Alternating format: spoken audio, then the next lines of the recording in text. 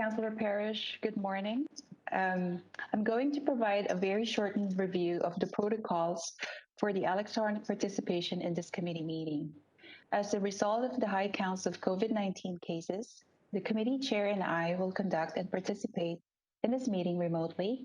The CAO and executive leadership team present will also continue to participate remotely. The recommended view to ensure a full view of the presentation slides is the stack or side-by-side view, which can be accessed through the layout button. This meeting is being live streamed. In order that this meeting remains accessible to the public, the meeting will be recessed for 15 minutes if the live stream is interrupted or fails. Staff will work to get the live stream up and running as soon as possible. If you wish to speak, please raise your hand by clicking on the hand icon located to the right of your name on the participant list. Speakers list will be determined based on members who have raised their hand using the hand icon. Recorded votes are not allowed at committee meetings. The committee chair or I will call for any objections. If you have an objection, please indicate your name and objection. If no objections are stated, the motion will be deemed to be approved. If you are participating electronically and leaving the meeting, please send an email to council@peelregion.ca to indicate that you're leaving the meeting. If you leave the meeting for any votes thereafter, you will be marked as absent. We shall now commence the meeting with the roll call. Please indicate your presence by responding here when called upon. Councillor Carlson? Here. Thank you. Councillor Fortini? Here, good morning. Good morning, thank you. Chair Nika? Here. Thank you. Councillor Innes? Good morning, here. Good morning, thank you. Councillor Kiernan? Good morning, present. Thank you. Councillor Medeiros? Councillor Medeiros? Okay, I'll skip him. Councillor Parrish? Here. Thank you. Councillor Starr? Present. Thank you. Mayor Thompson? Present. Good morning. Good morning. Thank you. Councillor Vicente? I'm here. Thank you. I've also noted that Councillor Sinclair is in the meeting. Are there any other councillors that should be noted in the minutes? Okay, hearing none. We'll now pass it over to Councillor Parrish to preside over the meeting. Thank you. Thank you, Stephanie. Do I have any declarations of conflict of interest? Seeing none, we'll move to approval of the agenda. Stephanie, do you have some additions? Yes, Madam Chair and members of the committee, subsequent to the distribution of the revised agenda for today's meeting, clerks received additional materials, 2 delegations and 1 communication item. The materials were emailed to the will be emailed to the members today. The additions of these items on today's agenda will be subject to committee's approval. I will now read the motion for committee's consideration. That the agenda for the June 3rd Planning and Growth Management Committee meeting include delegations from Jennifer Lafostier, resident, Town of Caledon, regarding the Municipal Comprehensive Review, item 4.4, Sylvia Roberts, resident, City of Brampton, regarding inclusionary zoning, item 4.5, and further that the agenda for the June 3rd Planning and Growth Management Committee meeting include communications from Sylvia Roberts, resident, City of Brampton, regarding inclusionary zoning, item 6.19, and further that the agenda for the June 3rd Planning and Growth Management Committee meeting be approved as amended. Are there any objections? Councillor Thompson. Mayor Thompson? Mayor Thompson, yes, sorry. Listen, I appreciate everybody's enthusiasm on delegations, but I'm just wondering if these 2 delegations can be deferred till the 27th of June. We've got a very heavy agenda. We've already deferred enough things that we need to process through here today. And I was wondering, we can accept the communication from Mr. Roberts, but I'm just wondering if we can ask both of them, if they don't mind, if they can come and delegate on the 27th, and we'll put them on the first of the list. Okay. Are there any other objections? If not, if you can move the approval of the amended approval agenda, Mayor Thompson, that the agenda be approved, that the agenda for the June 3rd Planning and Growth Management Committee meeting include communication from Sylvia Roberts, City of Brampton, regarding inclusionary zoning item 6.19, and further that the agenda for the June 3rd Planning and Growth Management Committee meeting be approved as amended. Do I have any objections? Seeing none. Now, Sylvia, or Stephanie, I have a problem. I can't Okay. see the whole board. I've got you and I up here, and I've got about 4 across the top. Oh, tried to- okay. So, Can you okay, keep track of the request to speak for me? we'll do that. Yeah, Okay. I don't know how to fix this. Every time I touch it, my screen goes blank. So Okay, gonna just- okay. Thank you. So I'll wait for your cue and then I'll tell you the list of speakers. Okay. Perfect. Now our first delegation is Alifia Cacao, Senior Partner, Weston Consulting, on behalf of Anatolia Investments Corporation regarding the Regional Official Plan Review and its settlement area boundary expansion. Alifia, are you here?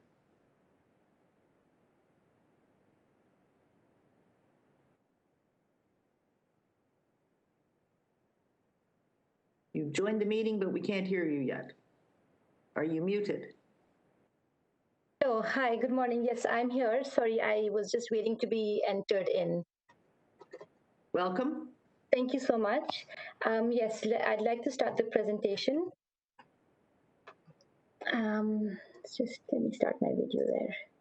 And try to stick to the 10-minute limit, please, because we've got a really heavy. All right, so good morning, gentlemen and ladies and gentlemen. My name is Alfia Kakal, and I'm a planner at Weston Consulting. Weston Consulting represents Anatolia Capital Corp., who are the owners of Banty's Roost Golf and Country Club. The purpose of my presentation today is to request that the entirety of the golf course be included in the settlement area boundary expansion. Next slide, please. So this slide here shows the mapping prepared by the region and the location of the subject lands in relationship to the region. The lands are shown in the red circle provided at the bottom of the screen, and they are located at the intersection of Bramley Road and Old School Road. The entirety of the lands are within the focused study area, but only a portion of the lands are within the SABE community area designation. Next slide, please. So Anatolia Capital Corp has been actively engaged in the MCR process. To that extent, we have been monitoring on their behalf the process and have provided input as appropriate.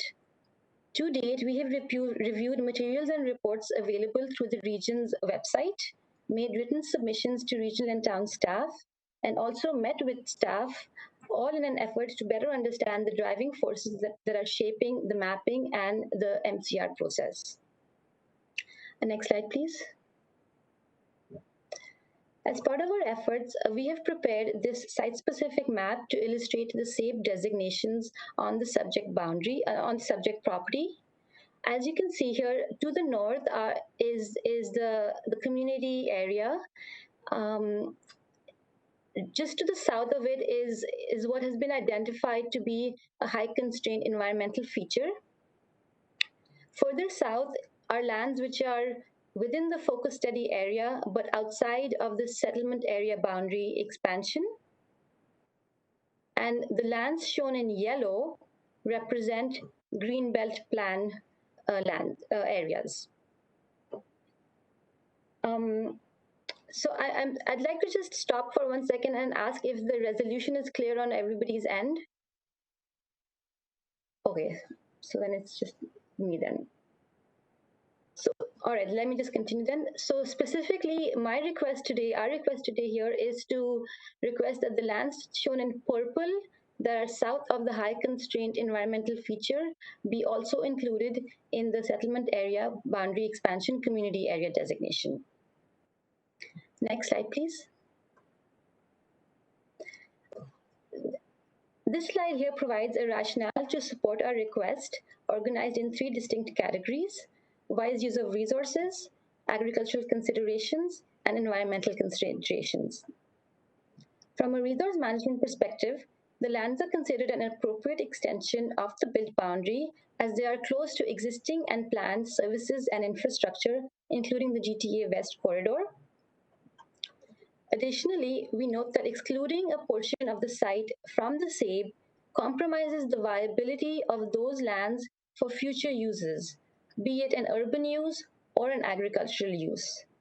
Therefore, including these lands in the settlement area boundary expansion would allow for future development that could be well planned and coordinated with the lands to the north of the high environmental constraint. In terms of agriculture, we note that these lands have limited soil capability on account of being used as a golf course. As such, they are considered low priority agricultural lands. We have also consulted with agricultural experts who have advised us that the minimum distance separation formula does not apply to these lands because they are an existing golf course. On that basis, we believe that converting these uses would not have a negative impact on the existing farming operations that occur around the site. Lastly, we've also considered the findings of the scope sub-watershed study prepared by Wood Consulting. That study further indicated that these lands have low ecological connectivity and no significant species were documented. It should be noted that the ponds which presently do exist on the site are man-made and used mostly for golf course maintenance purposes. So although that the feature has been identified as a high environmental constraint, the feature is not considered significant or key natural heritage. Therefore, we believe there is opportunity to allow for development on the south side of this feature while maintaining and enhancing its ecological value. Next slide, please. I'm just about to wrap up my presentation by sharing it with you a visual of what we would like to request as part of the MCR. So this is again the same map that you saw a few slides earlier, with the difference being that the portions that are south of the environmental constraint also be included in the settlement area boundary new community area designation. I'd just like to also point out that we recognize that the greenbelt lands are not being included in this request. On a final note, I just also wanted to mention that we are aware that this MCR process is being driven by the land needs assessment, which I understand is still in draft and scheduled to be finalized closer to September. And that said, we request that the orphan segment of these lands be prioritized for inclusion in the SABE, as it represents good planning and is considered appropriate in our opinion. Thank you so much, and I'm happy to answer any questions.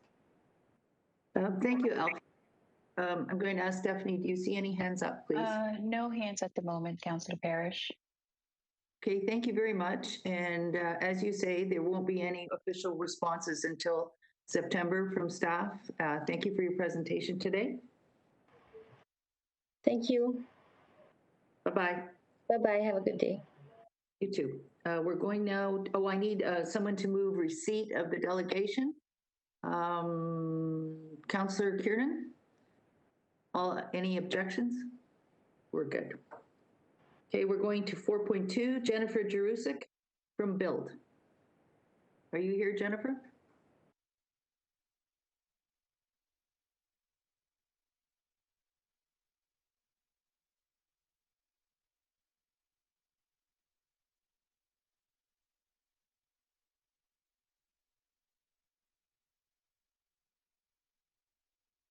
Any sign of Jennifer, Stephanie? Can you hear me now? Oh, there she is. Great, thank you. Welcome, Jennifer. Thank you, Councillor Parrish. So hello, members and Planning and Growth Management Committee. My name is Jennifer Druzik, and I'm a planner with BUILD, the Building Industry and Land Development Association. I am here today to speak on the report and presentation materials entitled Draft Inclusionary Zoning Feasibility Analysis and Policy Directions. The comments I'm making today largely reflect the letter submission we made to committee on this item on April 27th. The comments I'm making today have also been shared with staff related to this file. As part of our association's interest in the development of this file, Build formulated the Peel IZ working group and met with regional staff and local staff to discuss the preliminary findings of the NBLC report, and we looked forward to the opportunity to continue these discussions and meet again with regional staff following this meeting. As a result of our submission, Build also wanted to take the opportunity to share with you today Build's municipal framework for an IZ partnership. This framework for an IZ partnership was included as part of our submission as well. This framework touches on 4 key themes, the first being partnership, and setting the right parameters, implementation and transition, and lastly, operation and maintenance. We view these themes as the 4 critical components for any IZ policy framework. But at this juncture, we really would like to emphasize the recommendations under the partnership theme, and the need for incentives in order to make these policies feasible. This need for incentives is also recognized and supported in local affordable housing strategies, such as the City of Mississauga's Making Room for the Middle. The background studies for that strategy quantify the affordability gap and find that the market is unlikely to build housing that is affordable for middle-income households without incentives. We believe that this understanding would be applicable for not only the City of Mississauga, but also the region as a whole.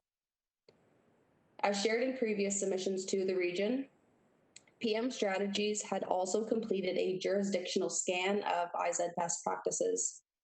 This scan further strengthens the idea that IZ is only found to be effective with the addition of incentives from all levels of government.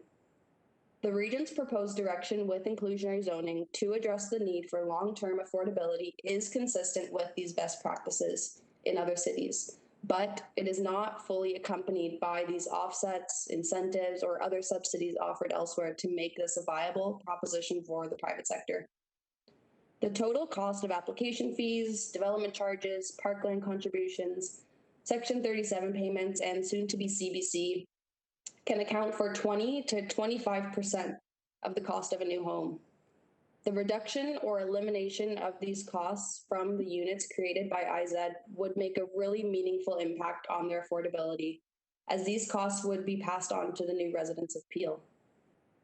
As significant stakeholders and as suppliers of these future IZ units, we look forward to continuing our discussions with regional staff through our Build Peel IZ working group, specifically as it relates to the details of the NBLC feasibility assessment. So thank you for the opportunity to speak on this morning, and I'm happy to take any questions you may have.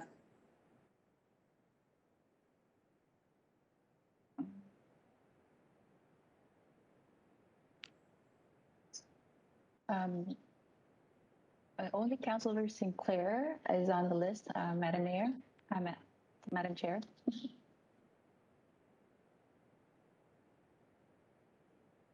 You're currently muted, Councillor Parrish.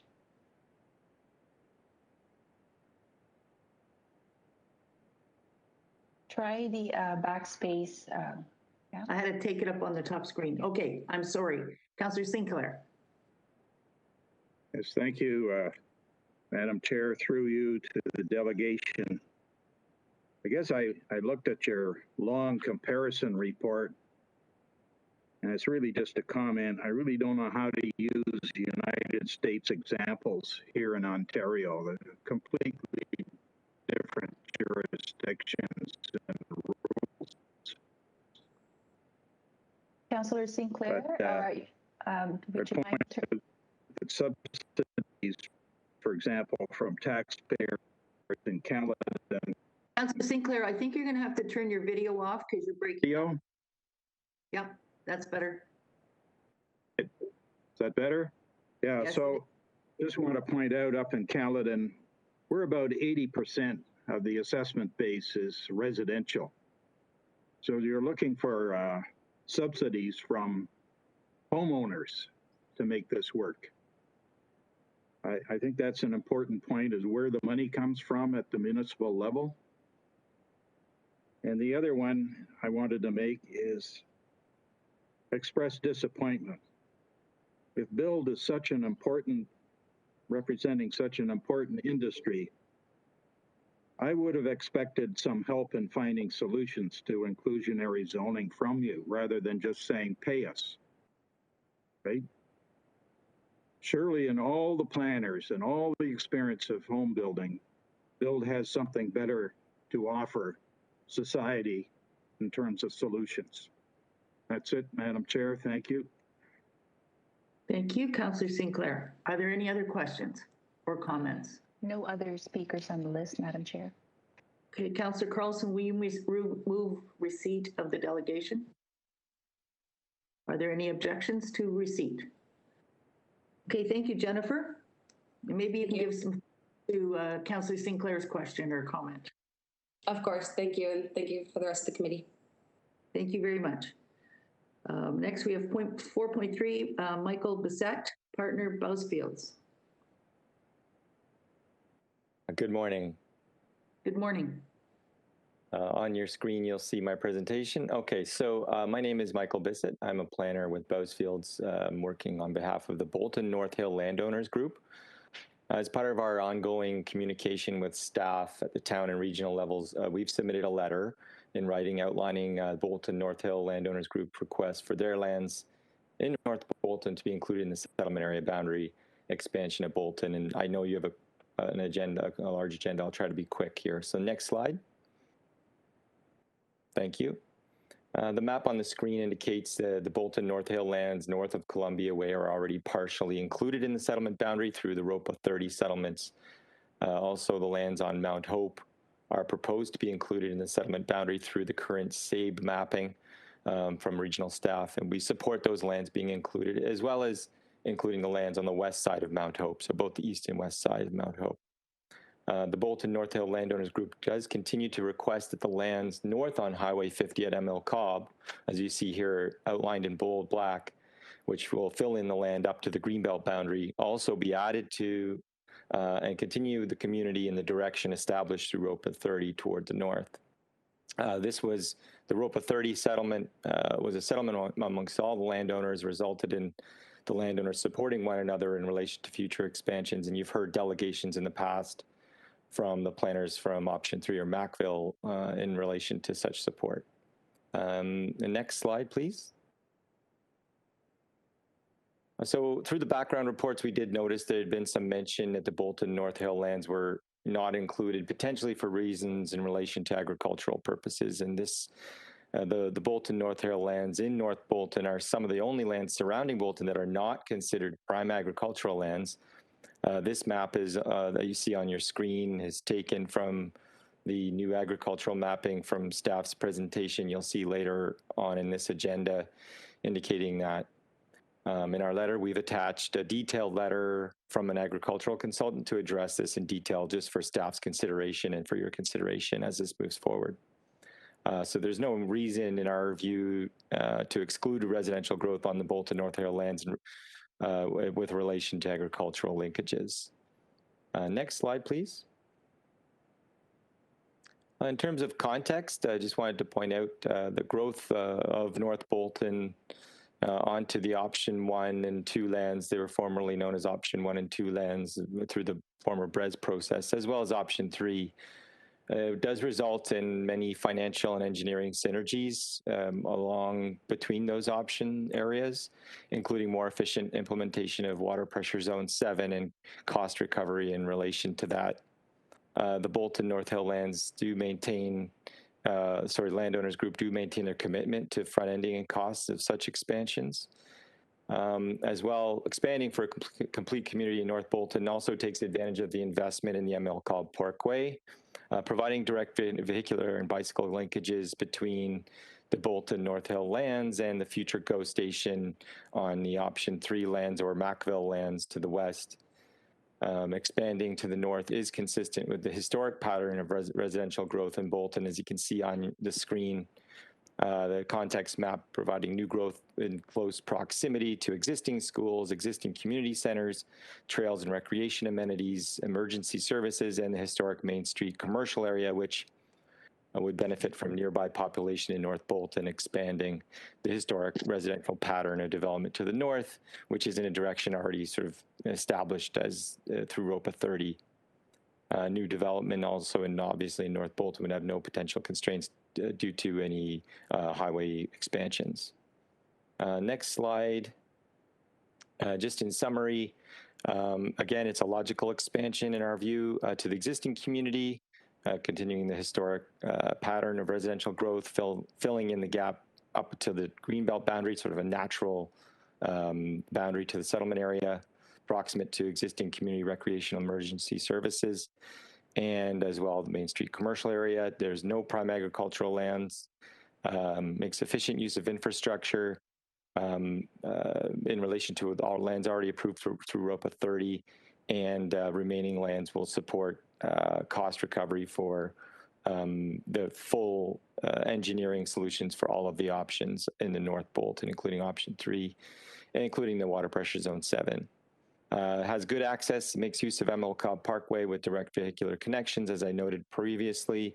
And in terms of the lands in general, there are very minimal natural features in terms of impacts on the lands to be included. And next slide, just to thank you for your consideration, and we'll continue to work with staff as we continue to move along with this process through until September and beyond that. And thank you for your time and your consideration. Thank you, Michael. I see Mayor Thompson has a question. Sure. Two things. First of all, have you had discussion with the Region Appeal as far as the Zone 7 water system and what that's going to entail? We've had a lot of discussions with all the landowners, and we've been in discussions with staff. I'm not a civil engineer. I haven't been privy to the civil engineering discussions. However, I do understand that those discussions are ongoing. So, but yes, that is ongoing.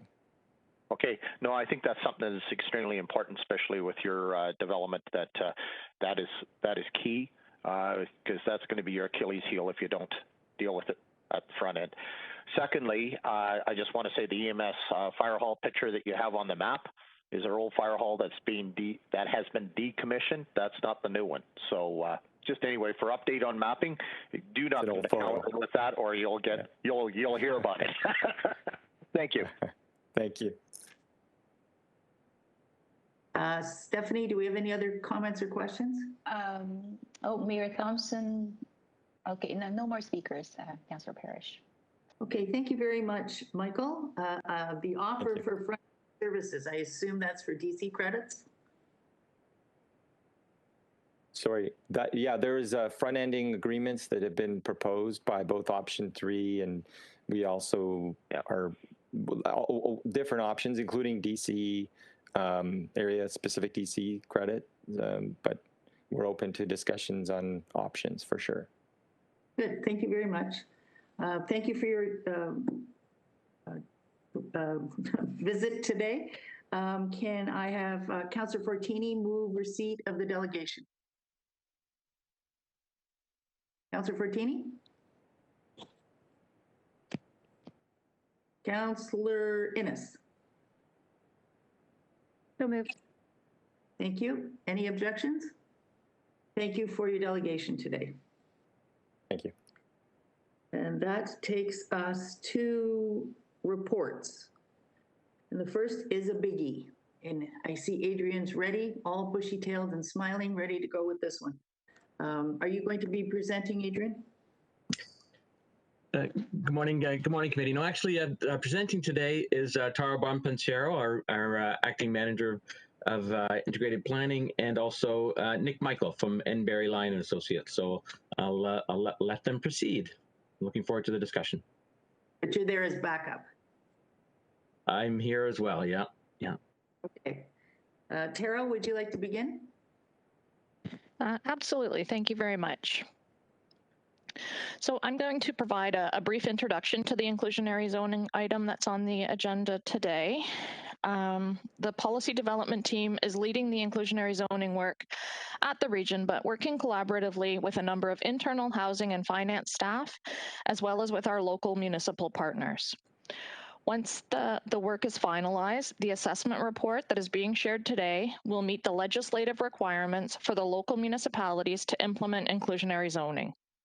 The presentation today will be done jointly between myself. We actually have Farad Wahab from Regional Planning and Growth Management to give us a bit of an update on some of the housing demographic trends, and Nick Michael from Enberry Alliance Consulting. We're very pleased to be reporting today on our progress on inclusionary zoning as we work towards implementing this tool available to municipalities. In addition to the initiatives and programs that the region has advanced related to provision of affordable housing, targeted primarily to lower income residents, numerous strategies, including those included in the Peel Housing and Homelessness Plan, and now this new tool, inclusionary zoning, which allows us to leverage the potential of the housing market and housing development industry to contribute to provision of housing for the medium income residents. I'm now going to turn it over to Farad to start our presentation. Next slide, please.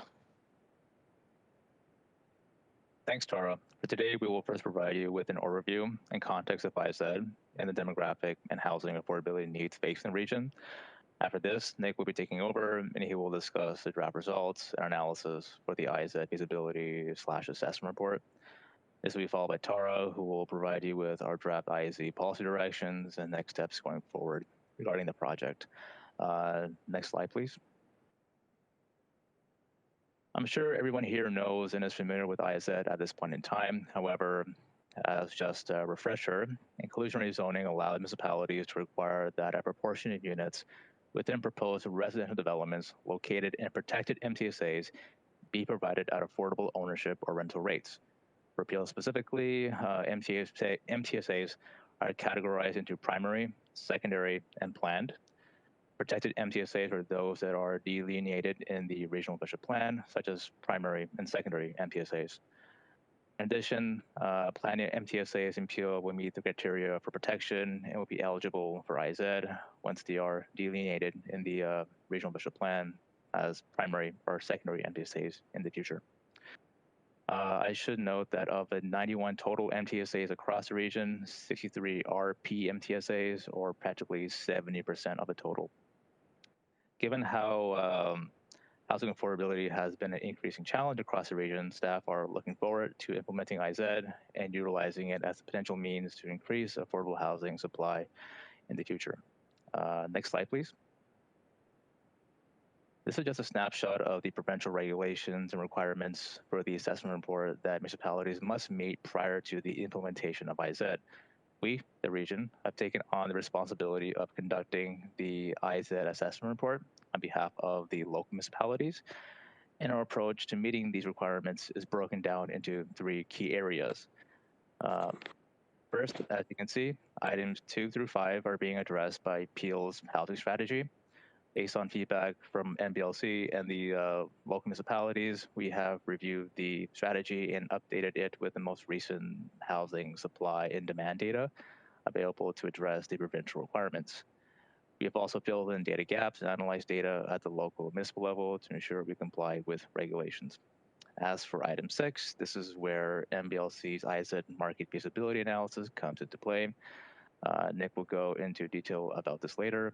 However, MBLC's report provides an analysis of potential impacts that IZ might have on the housing market and the financial viability of development and or redevelopment across the region.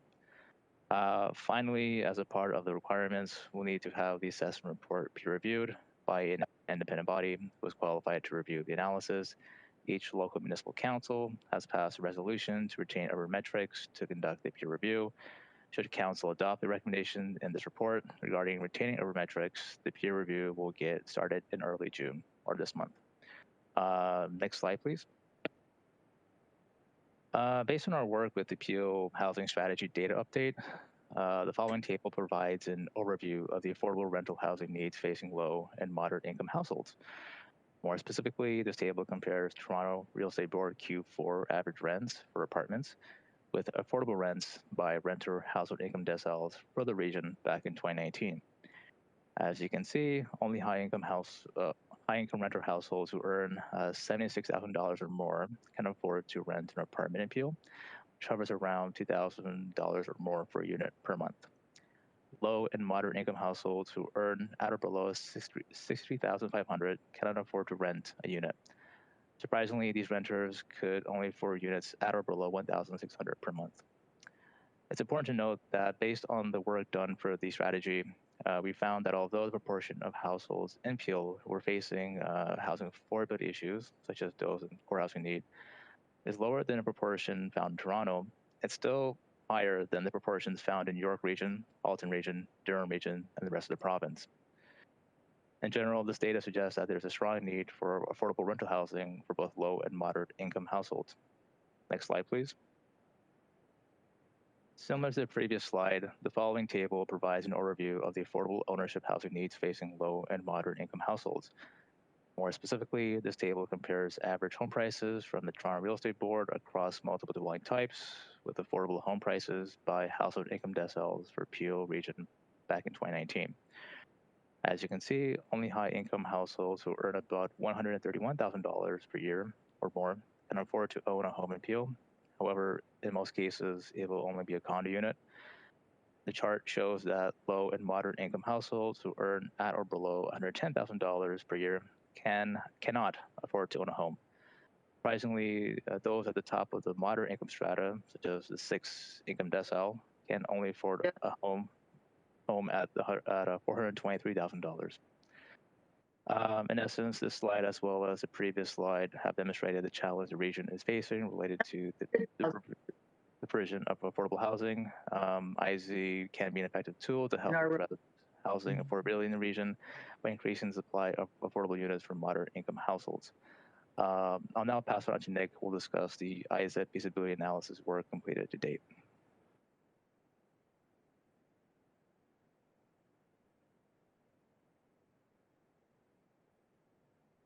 We can move on to the next slide.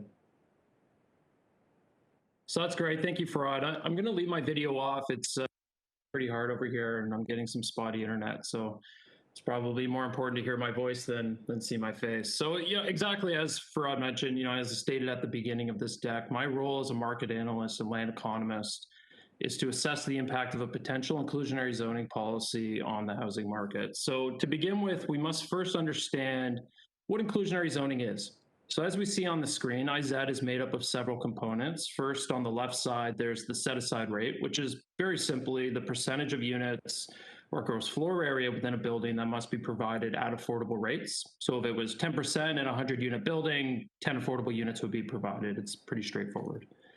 And then, of course, on the other side of the equation, we have the affordability requirements or thresholds. And this is where the municipality will determine what the affordable rate should be for ownership and rental housing based on need and the length of time for which those units must remain affordable. Next slide, please. And here's the conceptual inclusionary zoning policy that we assessed in our analysis, which was developed by the region and local municipalities. So we have rental thresholds tied to 100% of the CMHC average market rent, tested for a period of 25 years, as well as affordability and perpetuity. The ownership rates are tied to income deciles as shown on the screen. And I'll just note that both ownership and rental rates are well below market pricing. And of course they are, that's the point. Inclusionary zoning should be supplying units at prices below what the market is currently providing. In terms of how the IZ policy was applied in our analysis, we used a 10% set-aside rate for initial testing, which is applied against the entire building. No financial incentives were included other than the existing development charge waivers in downtown Brampton that we were asked to carry in the analysis. But of course, we did account for some of the public sector initiatives occurring at these transit stations, including density increases, the transit investment, and others that I'll come back to later in this presentation. We consider the inclusionary zoning policy in this way, and depending on the results of the analysis, we recommend different approaches regarding set-aside rates, how the set-aside rate is applied, and of course, offsets. Next slide, please. In terms of the MTSAs that we looked at, we have 1 in Caledon, 4 in Brampton, and 10 in Mississauga, including 5 right across the Huron-Ontario corridor from Port Credit to Uptown, just north of Mississauga City Centre. Local and regional planning staff developed a prototypical built form for us to assess in each area, which was based either on recent and proposed development or a view of the densities that might be permitted through a future planning study through the ongoing PMTSA work. So as you can see, the heights and densities vary across the region, as you would expect, from 6 stories in Bolton up to 40 stories in Mississauga City Centre.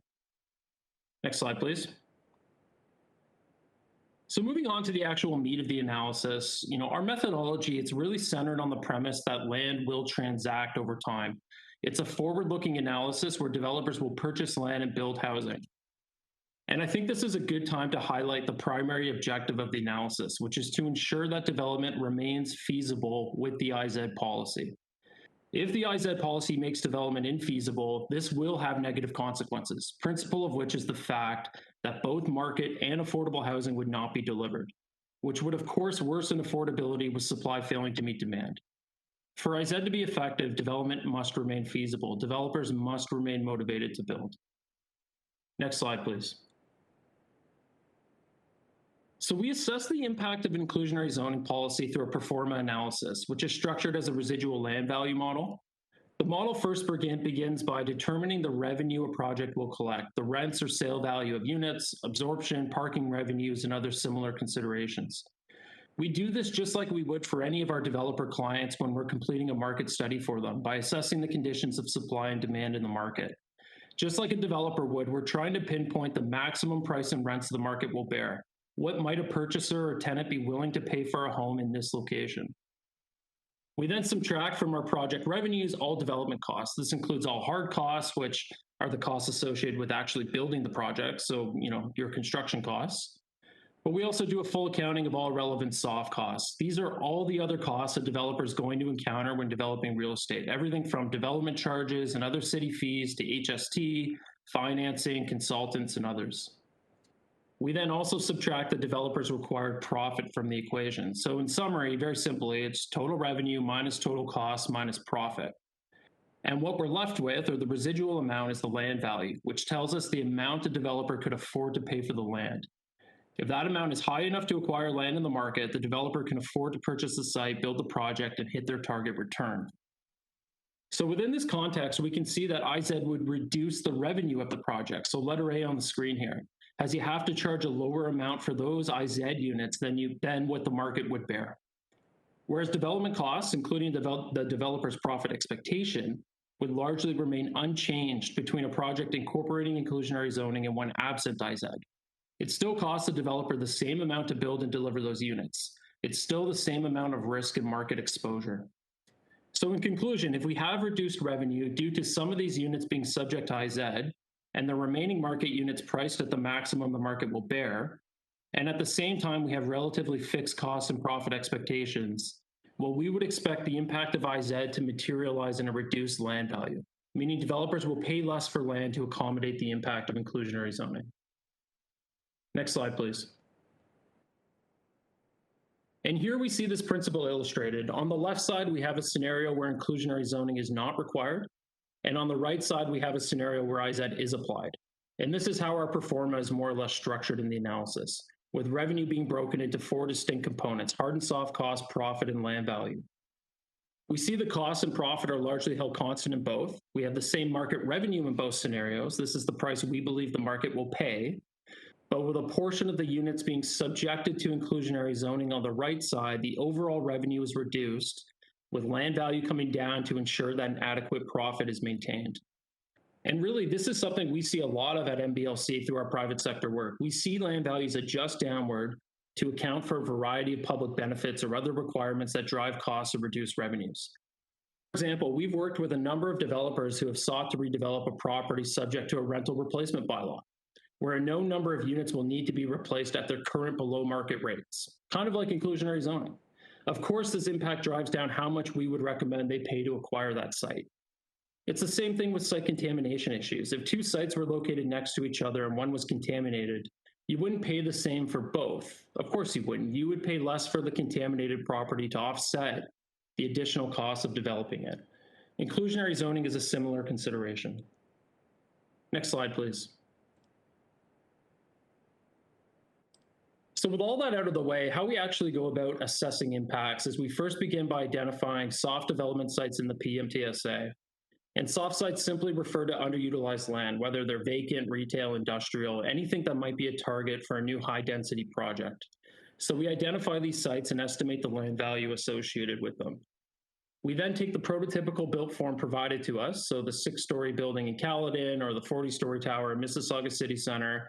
We do market research and we run 2 performas, one with IZ and one without inclusionary zoning.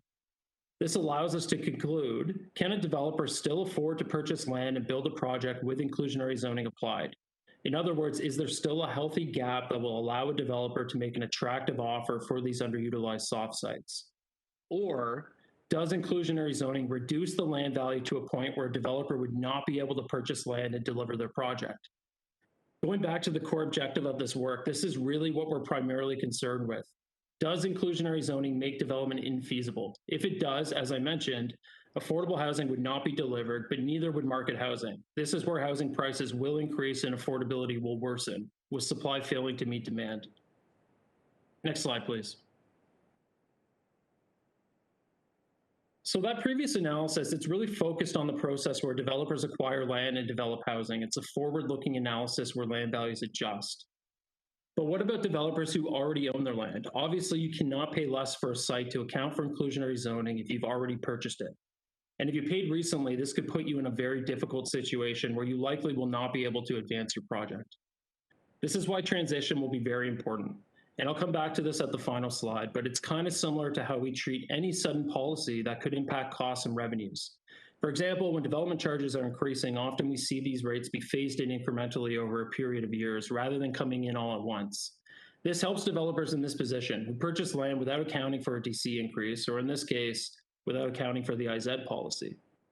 IZ can certainly be implemented in this way, where you introduce it gradually and slowly build the policy up over time. Next slide, please. So moving on to offsets now, I think it's really important to also note that existing land values do not have to absorb the entire burden of inclusionary zoning. There are a variety of strategies that the public sector has at their disposal to significantly increase land value, which can then be partially offset by inclusionary zoning. And I think that it's this topic specifically where Peel has a really strong message and foundation for inclusionary zoning, beginning with many of the PMTSAs assessed our future, where there will be a future significant investment in transit coming over the next several years, whether that be BRT, LRT, or service level enhancements at GO stations. Many of these areas are also to undergo significant planning exercises, which will significantly increase density permissions. Using density to provide clarity over entitlements, but also to increase land value is obviously a very valuable tool that you have at your disposal. We could also see land use conversions coming in at some of these stations that can also significantly increase land value. So while these are not direct financial incentives that go to developers, these investments can create a lot of value, which would be partially recaptured through the requirement to provide affordable housing through inclusionary zoning. Land values go up by public sector initiatives and then might come down a bit once inclusionary zoning is layered on. This is a really highly effective framework for introducing IZ. Of course, increasing density at these strategic transit stations can also increase the supply of housing in the municipality, which can further alleviate housing affordability challenges. Next slide, please.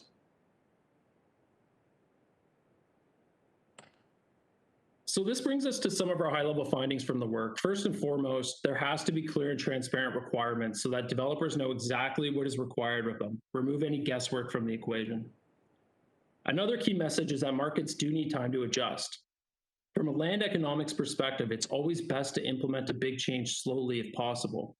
This will be important for those who already own land, as I mentioned, but also for land markets in general. If we can avoid a sudden extreme drop in land values, negative market consequences can largely be avoided. We also see that purpose-built rental projects will have a difficult time absorbing inclusionary zoning. These types of projects face difficulties already, as we already know. This has been a common finding in our work across the province. So a response could be to exclude rental projects from IZ, or perhaps a lower set-aside rate for rental buildings. And of course, a one-size-fits-all approach to inclusionary zoning is not a recommendation of ours. All market areas in Peel region, everything from pricing, density, land values, they're unique. Different approaches should therefore be considered to account for differences in market conditions. Which brings us to our strong condominium markets in the region. We see these areas as being able to absorb the impacts of inclusionary zoning as tested in the analysis. This includes the Hurontario corridor from Port Credit to Uptown. And this really just relates back to the discussion I had from earlier. The gap between underutilized land and residential development supporting condo pricing over $1,000 per square foot is large. With appropriate transitions and phase-in, these land values could adjust to accommodate IZ and still maintain a healthy land economic context. Whereas in our modest market areas, excuse me, we don't see that. Either retail or industrial is already the highest and best use, or the residential building is only slightly higher. The gap is modest. And really, this is why we see lots of condos in Mississauga City Centre, but lots of retail and no condos in other areas. The market is diverse. I'll also just note that we did identify downtown Brampton as a strong market area, with the caveat being that we did assume that Riverwalk was implemented and therefore there'd be no cost impacts due to the floodplain, as well as we carried a 50% DC waiver, as I mentioned, to account for the city's incentive program that's in force in that area. Similarly, we also identified Mount Pleasant, with the caveat being that the area within the PMTSA boundary didn't really contain any development sites. Since most of the development within close proximity to the station was pretty new, it's hard to call them soft sites, and the vacant lands were already subject to significant development applications that likely exempted them from inclusionary zoning. Now, in the other MTSAs, our analysis did yield more modest results, as I mentioned. Of course, they did. The high density market in many of the MTSAs is still either emerging or modest. However, we still believe that there's strong justification for implementing IZ in these locations, as most of these are set to experience significant investment, as I discussed previously, new transit, planning entitlements, and others. Incorporating inclusionary zoning in concert with those changes is really important. You don't want to implement the transit, rezone an area, create all this value, allow land to start transacting, and then apply IZ later.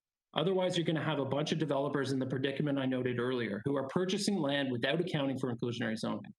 You want this policy to be part of the land price equation as soon as possible.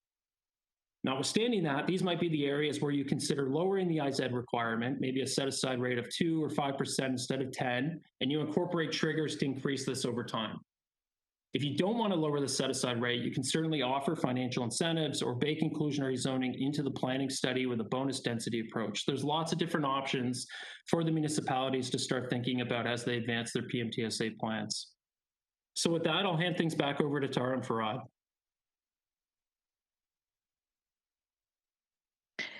Thanks, Nick. Next slide, please.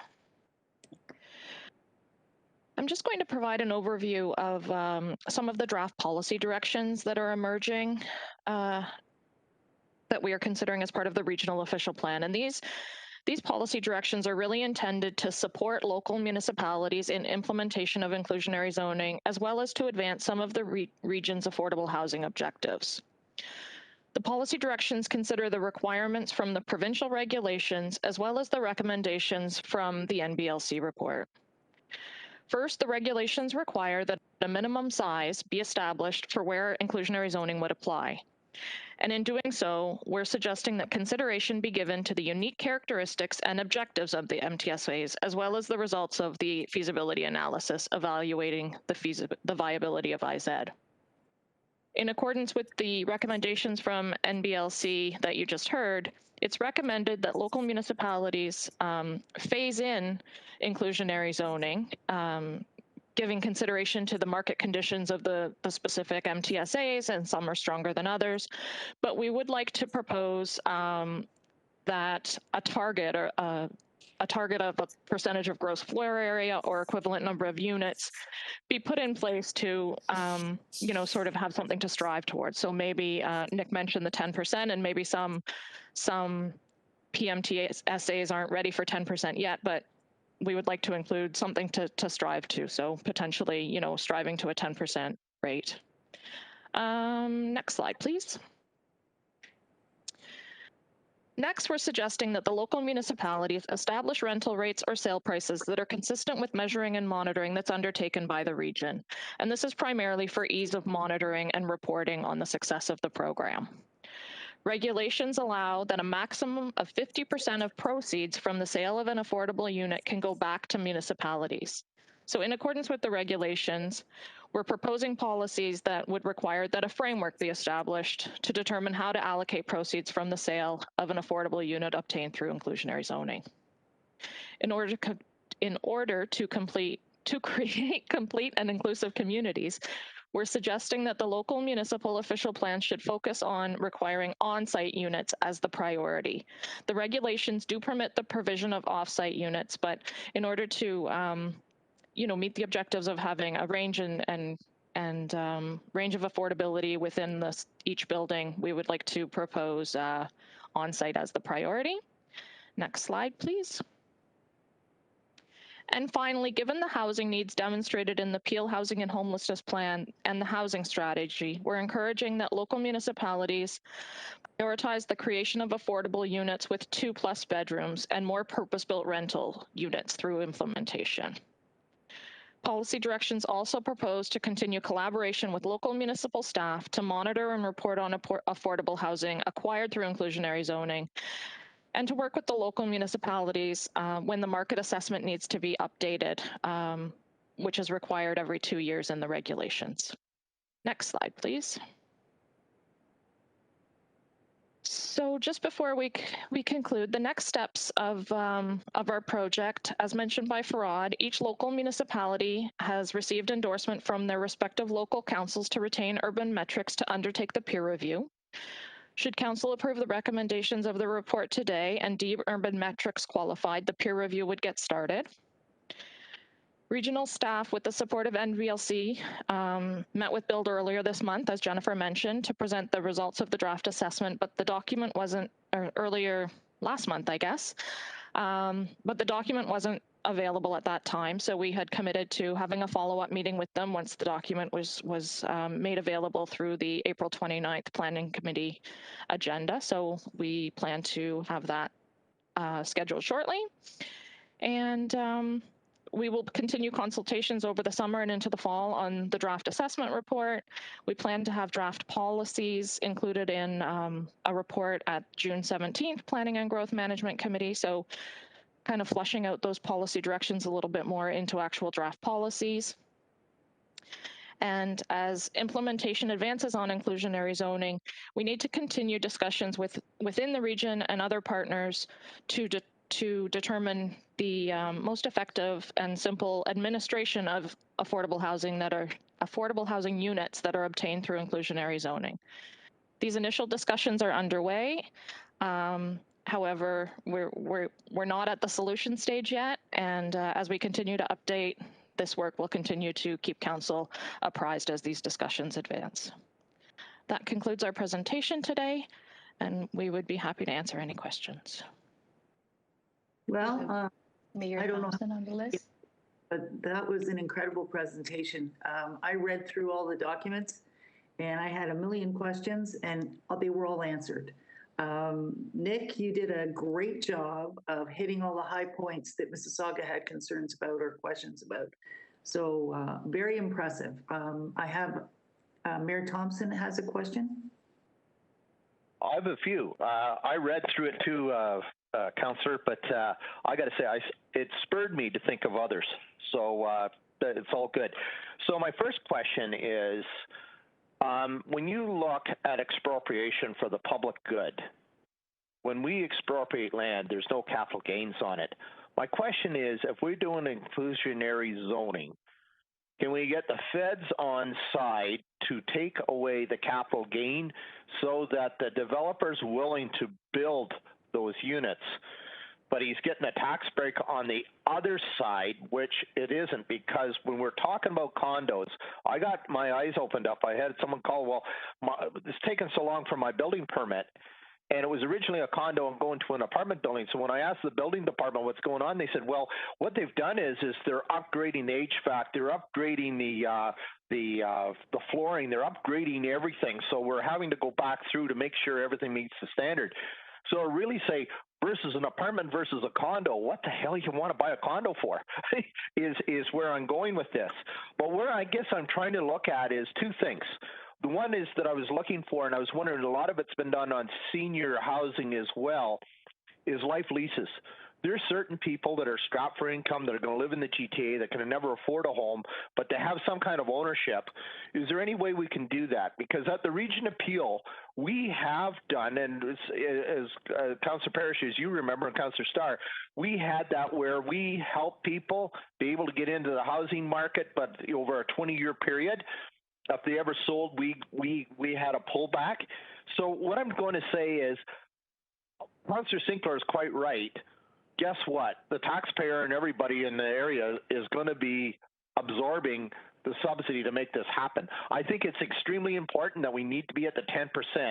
All I'm asking is, can you comment on life leases? Would that be something that we can consider on some kind of home ownership in this?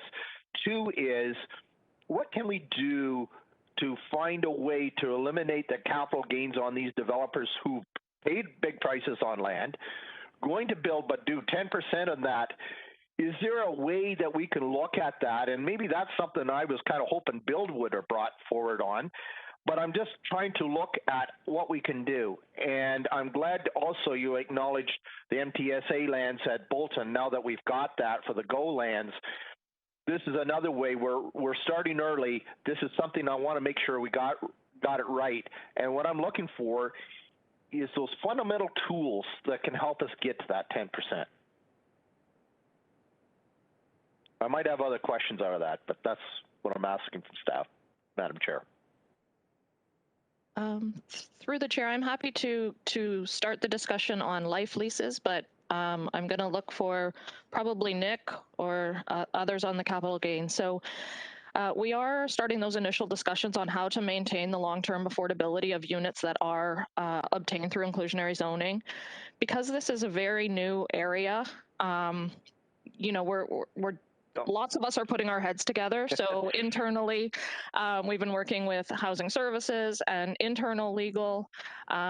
We are considering getting external legal advice on all of the options in order to ensure that these units are maintained for the maximum affordability period and to the people that need that affordability. So we'll definitely add life leases onto one of the onto that scope of work and make sure that we look into that as part of our next steps of work. Nick, I'm not sure if you can speak to the capital gains. Yeah, sorry, it's not something that we've looked at in any detail to date, but definitely something that we could look into as the project continues to evolve. Yeah, you know, you're saying is how do we phase in, how we walk into it. And Nick and Tara, I want to say to both of you, I agree with Councillor Parrish. This is an excellent report, but what I didn't think of it till I read through it, saying, okay, what about this or that? You know, you think after it. And Councillor Parrish, I really like to see this report be sent to all the regional council. I think this is, or all council, because I think it's very helpful. I think, and you really put it in simplified terms that we could understand, and it was a very good read. But out of that is where I got these ideas from, just saying, okay, have we thought about that or this? Because it's also allowing people to get into the housing market in the first place. And it takes about 20 years, like today, for what housing is worth.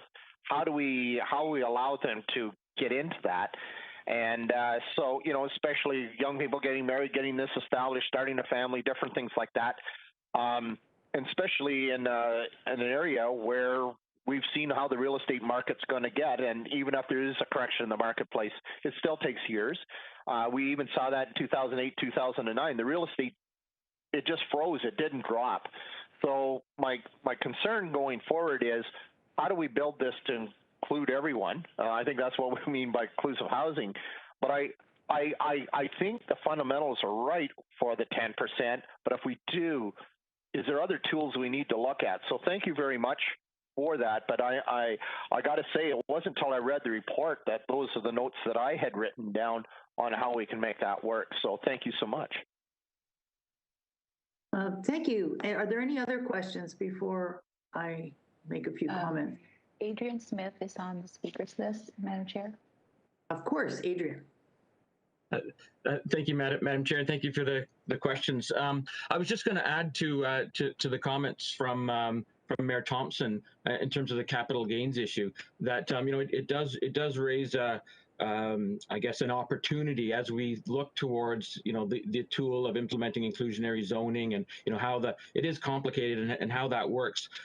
What advocacy we might want to attach to that to the province and to the federal government. And I can see that you know, an opportunity for the I guess the expense that would come to developers in terms of providing that inclusionary zoning, and whether there is some mechanism for that to be incorporated into the taxes that would apply to a project through capital gains or what have you. That's something that we can explore. So as we do report back in future on inclusionary zoning, turn our minds to how the other level of governments can specifically help with implementing inclusionary zoning and add that to our advocacy efforts. Madam Chair, if we can jump real quick. Adrian, you hit the nail on the head. What it is for public good, right? This is for the better of the public. So to me, this is why I think this is something where I'm just wondering if we could look at it that way. Thanks. And to the panel, I know the legislation doesn't allow cash in lieu of inclusionary zoning.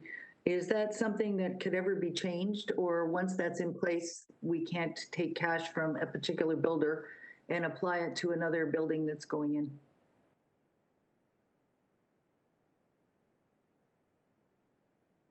Through the chair, I can maybe comment on that. I think it would be a similar approach to the regulations sort of are what they are, but if that's something that we would like to comment back on, or again through our advocacy efforts, I think that's something that we could provide input on going forward if in opportunities as they arise.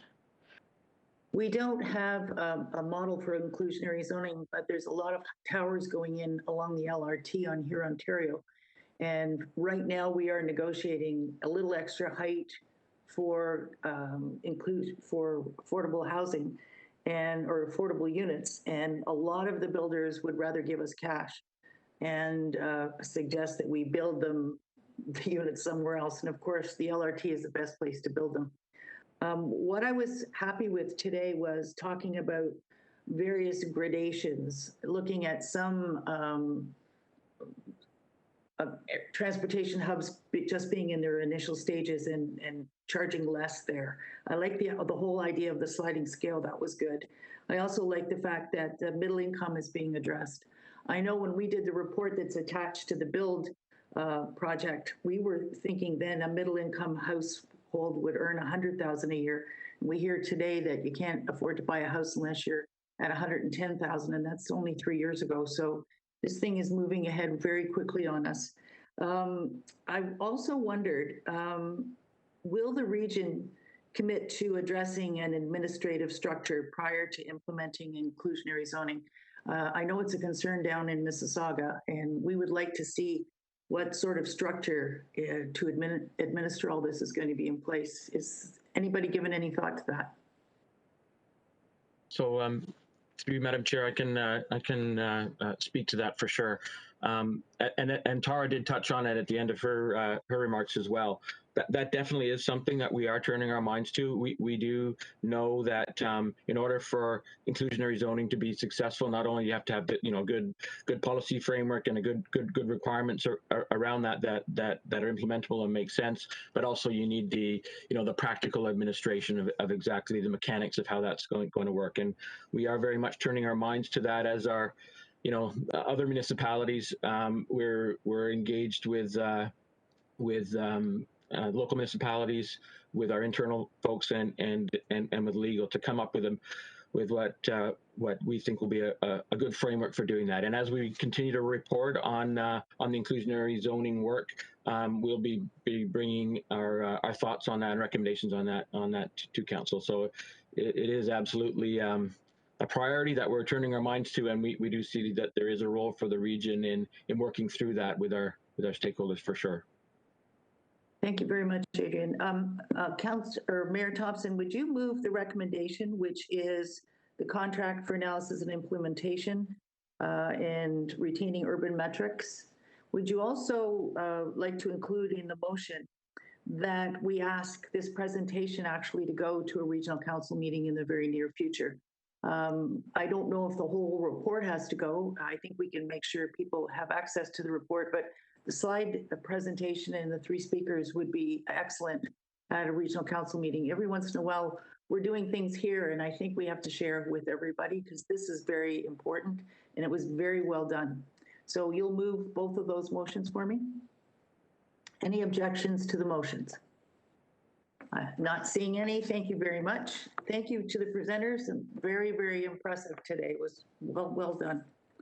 We're moving on to 5.2, Agricultural and Rural Systems Policy Directions and Mapping, presented by Don Campbell, Principal Planner, Regional Planning and Growth Management Division. Good morning, Madam Chair and members of the committee. I'm a Principal Planner in the Regional Planning and Growth Management Division, and my responsibility is for the Agricultural and Rural System Policy and Mapping component of the official plan review. Today, in the interest of time, I'm going to focus on the key policy and mapping changes. The earlier slides in the presentation, 1 to 7, provide context and can be reviewed at your convenience. A key theme is new provincial direction requiring an agricultural and rural system approach.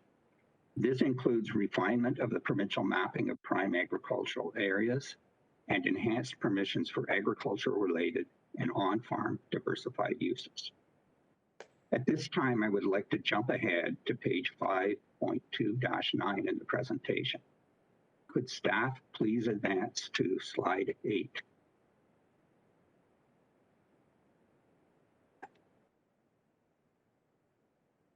The region's official plan is required to be consistent with the provincial policy statement and to conform with the growth plan, which requires an agricultural system approach. The agricultural and rural system policies focus on protecting the prime agricultural area and on supporting a diversified and productive agricultural industry and a vibrant rural economy. Discussion papers have been produced to address key issues and provide a basis for public consultation. The Agricultural and Rural Systems discussion paper provides background and details the policy recommendations. The Agricultural Mapping Refinement paper addresses refinements to the prime agricultural area designation in the regional plan and the criteria and methodology the region used to refine the provincial mapping for Peel. Next slide, please. The discussion papers. The region completed technical background studies to support the policy work. A land evaluation and area review study, referred to as a LEAR study, was undertaken jointly with the town of Caledon. This study evaluated the capability and potential of lands to support ongoing agriculture. The study, which identified prime agricultural areas, was completed in accordance with an evaluation system approved by the province. In addition, an edge planning study was undertaken to address how agricultural lands can be better protected where they interface with urban areas or with other non-agricultural uses. Additional studies and initiatives by Peel Public Health examined food systems planning and urban agriculture. Next slide, please. Provincial policy requires municipalities to designate prime agricultural areas in their official plans in accordance with provincial mapping. Upper-tier municipalities may refine the provincial mapping based on provincial guidelines and criteria, provided there is a sound technical basis to support refinement. The LEAR study mentioned above was important as it provided the technical basis to review and refine the province's prime agricultural map. The map on the left shows the provincial agricultural system map for Peel, identifying the prime agricultural area in brown and candidate lands in green. The middle map shows the prime agricultural areas recommended through the LEAR study undertaken by the region and town. The LEAR study results and criteria included in provincial procedures were used to refine the provincial mapping, resulting in the proposed amendments to Peel's prime agricultural area designation shown in the map on the right. The mapping changes result in a slight reduction in the prime agricultural area in the south part of Caledon, and the identification of 3 new prime agricultural areas north of the escarpment. For Council's information, we've also superimposed the draft conceptual settlement area boundary expansion presented to Council in December 2020 in yellow hatch on the map on the right. When finalized, the settlement area expansion will require a further amendment to the prime agricultural area map to remove the saved area. Next slide, please. A new schedule to the official plan is proposed that will map the rural system, including the prime agricultural areas, plus the rural lands and other components. Next slide, please. As mentioned previously, the new policies incorporate an agricultural system approach that involves mapping of prime agricultural areas and rural lands that link agricultural areas and support the growth and development of the agricultural sector. Key changes to the agricultural policies include enhanced permissions for agriculture-related, and on-farm diversified uses. These uses are permitted both in prime agricultural areas and rural lands. Policy direction is also included to promote economic development of the agri-food sector through agri-food strategies and food system planning. Next slide, please. The regional plan already included comprehensive policy direction for the rural system. Fewer changes to this section were needed. Key changes include reclassification of the rural service centers from the rural system to the urban system of the plan to recognize their current and evolving role in accommodating growth in Peel and in Caledon. Secondly, policy direction to clarify permissions for cemeteries on rural lands, subject to approval requirements and criteria in the local official plan. And thirdly, updated servicing policy, including requirements and criteria for private communal servicing. Next slide, please. This slide has been included just as a reminder that the policies of the Greenbelt plans will continue to apply to the rural system, in addition to the region's policies. Next slide, please. And I would like to thank you. That completes my presentation. Through you, Madam Chair, are there any questions? We have Thank you very much. Thompson and Councillor Sinclair. Couple of questions. First, Councillor Mayor Thompson, and then Councillor Sinclair. Don, how are you? Good to see you again. Likewise.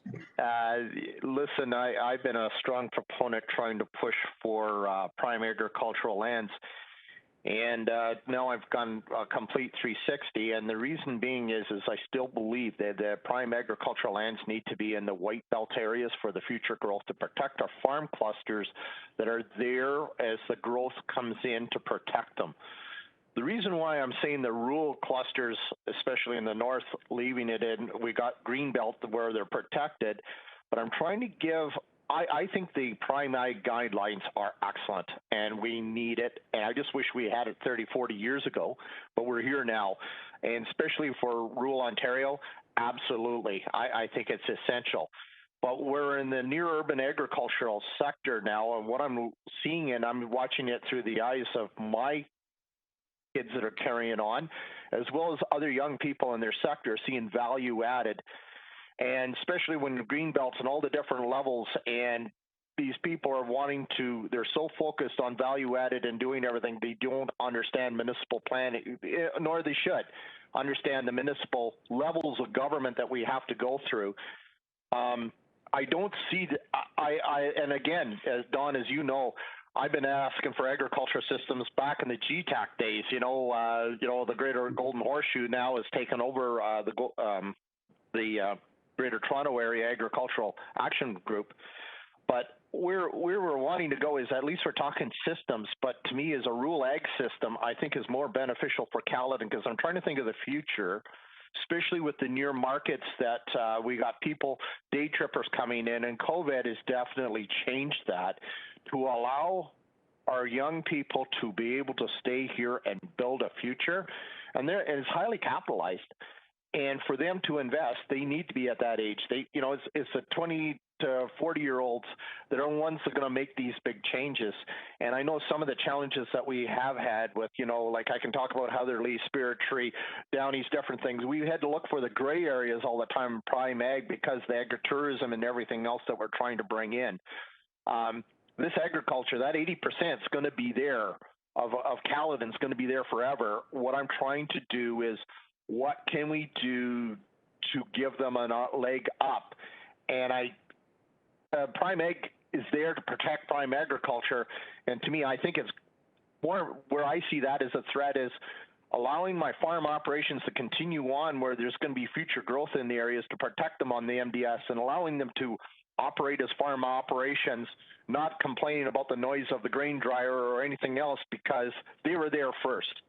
Mayor Thompson, can you focus in on a couple of questions? I think you're absolutely. So Don, where I'm going is I know what the ask is and on the Lear study and everything else. With what the challenges we're facing here for the future of Caledon, would it not better just to leave it as rural ag versus prime ag?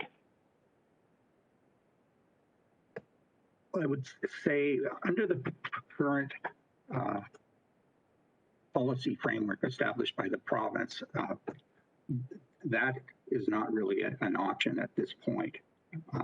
The province has identified as prime ag 3 areas north of the escarpment in Caledon. And under provincial policy, we are required to designate them in the regional plan, and the local municipality is as well. The province provided that upper tier municipalities could refine the provincial mapping and that in great detail. And there are some significant differences between the primary agricultural area mapping in North Caledon that the province put forward and the mapping that we have put forward. And I think the other factor that's important to recognize is that the province, in its latest policies, has provided enhanced permissions for uses in the prime agricultural area, for agriculture-related uses and or what are called on-farm diversified uses, which would include activities such as agritourism. In addition, something that is in the provincial policies and it is in our provincial policy, our regional policies, is direction to look at how we can better deal with those conflicts between agricultural uses and other uses. And as an example, between agricultural uses and residential development in the settlement areas. And we think that that is something that we could pursue more. And I think the town has indicated some interest in that as well, to explore how we can better buffer that agricultural operations and address those land use conflicts. I know we had some challenges with Brampton with their development building up to the belt boundary, and we're trying to get them to absorb the MDS because the farm operation on the north side of the road is already there, right? Already exists. So without encumbering them from being able to build in and expand.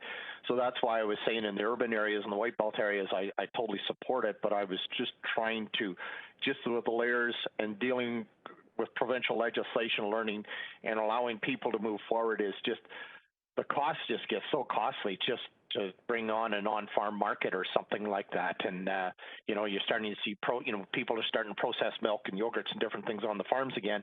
Well, it's just, there's just so many layers to the onion now that it's you ask them once they got through it, yeah, they're successful, they're happy, but would they go through it again? No way, So this is the challenge. So that's why I wanted to ask you that question. So thank you, Don. Thank you very much. Welcome. Thank you. Councillor Sinclair and then Councillor Kiernan. Yes, thank you, Madam Chair. There's a bullet point, support urban agriculture and local food, which I think is important. I don't know how the policy will work at a high level, but in terms of the regional official plan, I'd like to see some encouragement for that. And I observe the increased density of housing that we're required to have, and people are really getting to a situation where they have no soil contact if they wanted it. Or you'd be lucky to grow a row of cabbages in the backyard of some of these tight row houses. And you look at the Greenbelt plan, the fingers coming down from the southern boundary of the Greenbelt plan down through the valley lands. There's substantial lands being demanded there. So you have of course, the valley land corridor itself, and there's a standard setback from the top of bank. But as I understand, the last time I read the policies, there are a requirement to turn over 120 meters of tableland, and on both sides of these valley land features. The policies currently require establishment of native vegetation and forests. But surely that's an opportunity in these urban areas to provide for victory gardens or small plot gardens in some of those locations there. And continuing on from that, there's really a need for good farmers markets here in Peel, and particularly Brampton Fairgrounds has a lot of land where one could be held. Caledon Agricultural Society Fairgrounds in Caledon Village. Certainly for Caledon Village, there's probably 20,000 vehicles a day going past the front door. And there's also a need to deal with how these farmers dispose of surpluses and the need for small-scale produce distribution. And this has come up in various workshops up in Dufferin and Caledon, where people would like to grow more local food and the ability to grow perhaps quite peculiar varieties that aren't mainstream. So I just wanted to make those comments that we need to work on something on this urban agriculture and local food distribution and produce. That's my comments. Thank you. Well, thank you for those comments. In the draft that we've developed, we have included a section on urban agriculture. And of course, what we can do at the region is really set up a framework and provide encouragement for initiatives at the local level. We recognize that there are many potential opportunities for urban agriculture in the local municipalities, whether it be in parklands, in other underused public lands, perhaps in hydro corridors, a variety, and also vertical agriculture, which seems to be a coming thing. So we have encouraged those initiatives, and I know the city of Mississauga is doing a lot of work on urban agriculture now. We're also working with the Peel Food Action Council, which is very concerned with a lot of the topics that you addressed. And I think the last point that's important is that certainly in the agricultural and rural areas, the policies provide those opportunities for farm markets to be developed at various scales. So we think that there's more opportunities opening up, but certainly more work to do as well.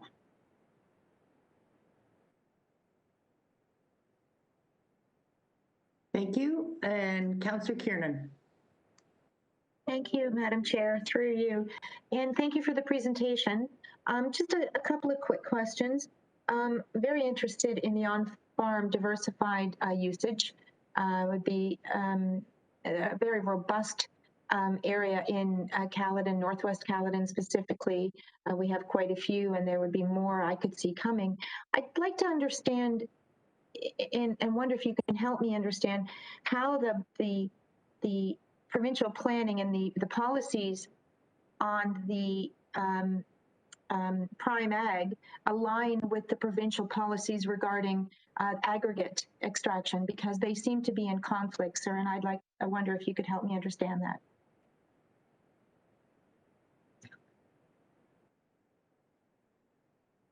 Yeah, I appreciate your question.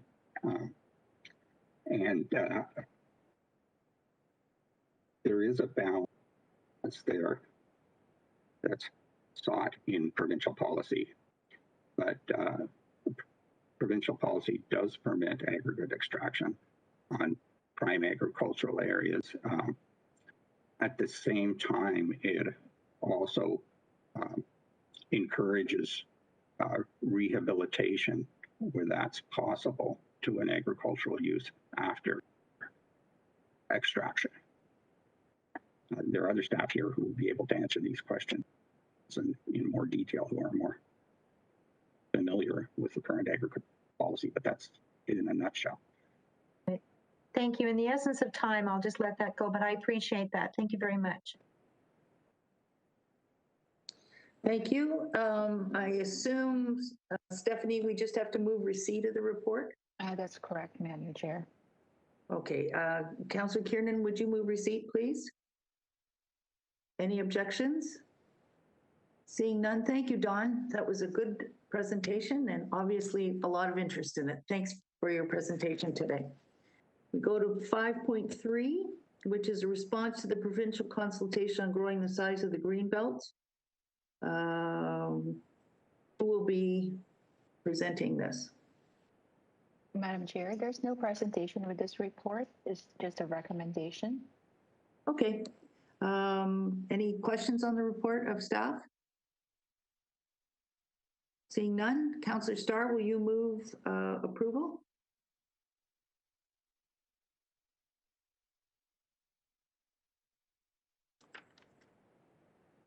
Councillor Medeiros, will you move approval, please?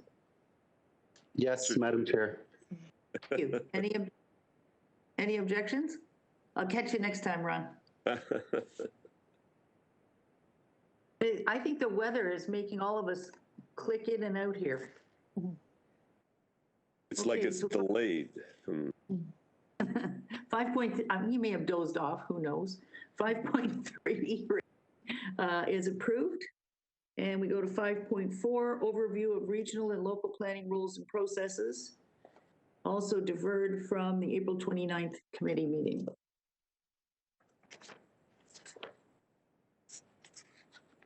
There is a question from Councillor Sinclair, Madam Chair. Councillor Sinclair, of course. Go ahead. Yes, thank you, Madam Chair. I guess I'd... Video off, Councillor Sinclair. A little disappointed here in that the emphasis seems to be on consistency and conformity to provincial plans, and which leaves me guessing it's what's the value added of a field official plan. We've got 3 municipalities here that have strong planning departments. They can read provincial plans also. So I just the stress of this memo is that really we don't have any choice. So, okay. So what? And with this demand by the province, the Central Politburo, to have everything done by July 1st, 2022, that indicates to me that there's going to be some policies that are incomplete or in draft form that end up getting sent to the province. And that simply means we're going to have to go back over some policies and do official plan amendments after July 2022. So I just make these points that, for example, the inclusionary report here on housing, absolutely superb work, value added, and the idea that the region can do this region-wide and tie into the local municipalities, that's the role I think we should be looking for, not just conformity and consistency. That's my point. Thank you. Thank you. Does staff want to make any comment? Adrian Smith is on the list, Madam Chair. Adrian, would you like to comment? Yeah, through you, Madam Chair. Yes, thank you, and thank you for the comment, Councillor Sinclair. And I'm not 100% sure if you're speaking specifically to the report at item 5.4 in terms of the local planning roles and responsibilities, or the subsequent report about with an update on the overall process and engagement. But you know, I can assure you that although the provincial policy framework, you know, does set out kind of the roles and responsibilities and the you know, the broad planning principles that we must apply, and to some degree, some of the processes and milestones that we have to hit, and you know, we need to sort of articulate those and make sure everybody's aware of what those are. Very much the approach that from regional staff that we're taking is to take that framework that's provided to us by the province and apply it at a, you know, at a local peel level, and working with our local municipalities, looking at the broad regional principles that council has set for us, and the objectives and criteria that are important to Peel and our residents, and applying that provincial framework at a regional level. You know, it does no doubt require, you know, a lot of you know, a lot of hard work and collaboration between the regional level and sort of implementing and applying the provincial, and working with our local colleagues to do that. But we very much take that seriously and are working to do that, and that's across all the focus areas. So yeah, take your point, but assure you that we are focused on not just applying provincial policy, you know, mechanically, but putting it through the lens of what's important to our constituents and our stakeholders and to council. Are there any other comments? I assume we're just moving. Do we have someone? No one. No. No one. Okay. Councillor Starr, would you like to move receipt? Yes, I will move receipt. Thank you, sir. Any objections? Seeing none. You're next, Mr. Vincenti. We're going to have you move one in a minute.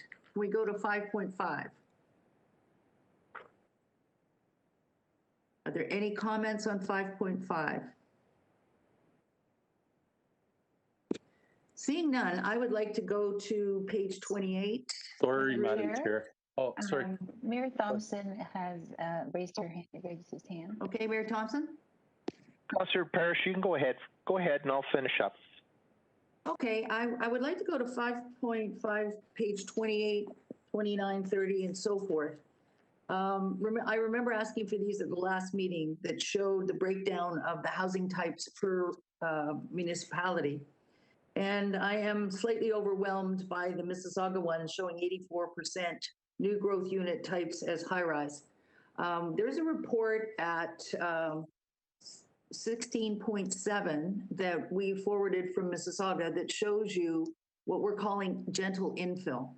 And it's going into neighborhoods that have single-family houses principally, and showing how you can creatively put more single-family or duplexes or even small apartments as infill.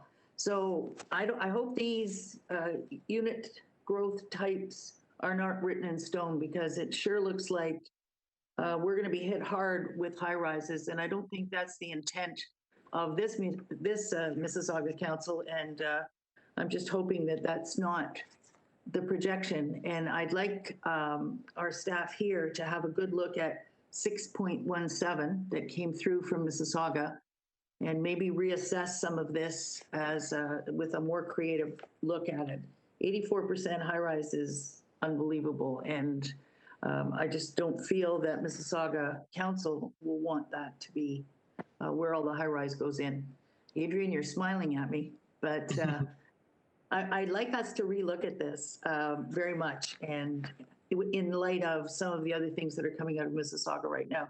We don't want to be the high-rise heaven of the world, and we'd like to preserve some of our lower density neighborhoods just by putting in gentle density. So just hoping you'll look at that report, Adrian, and see if you can change those circles a little bit.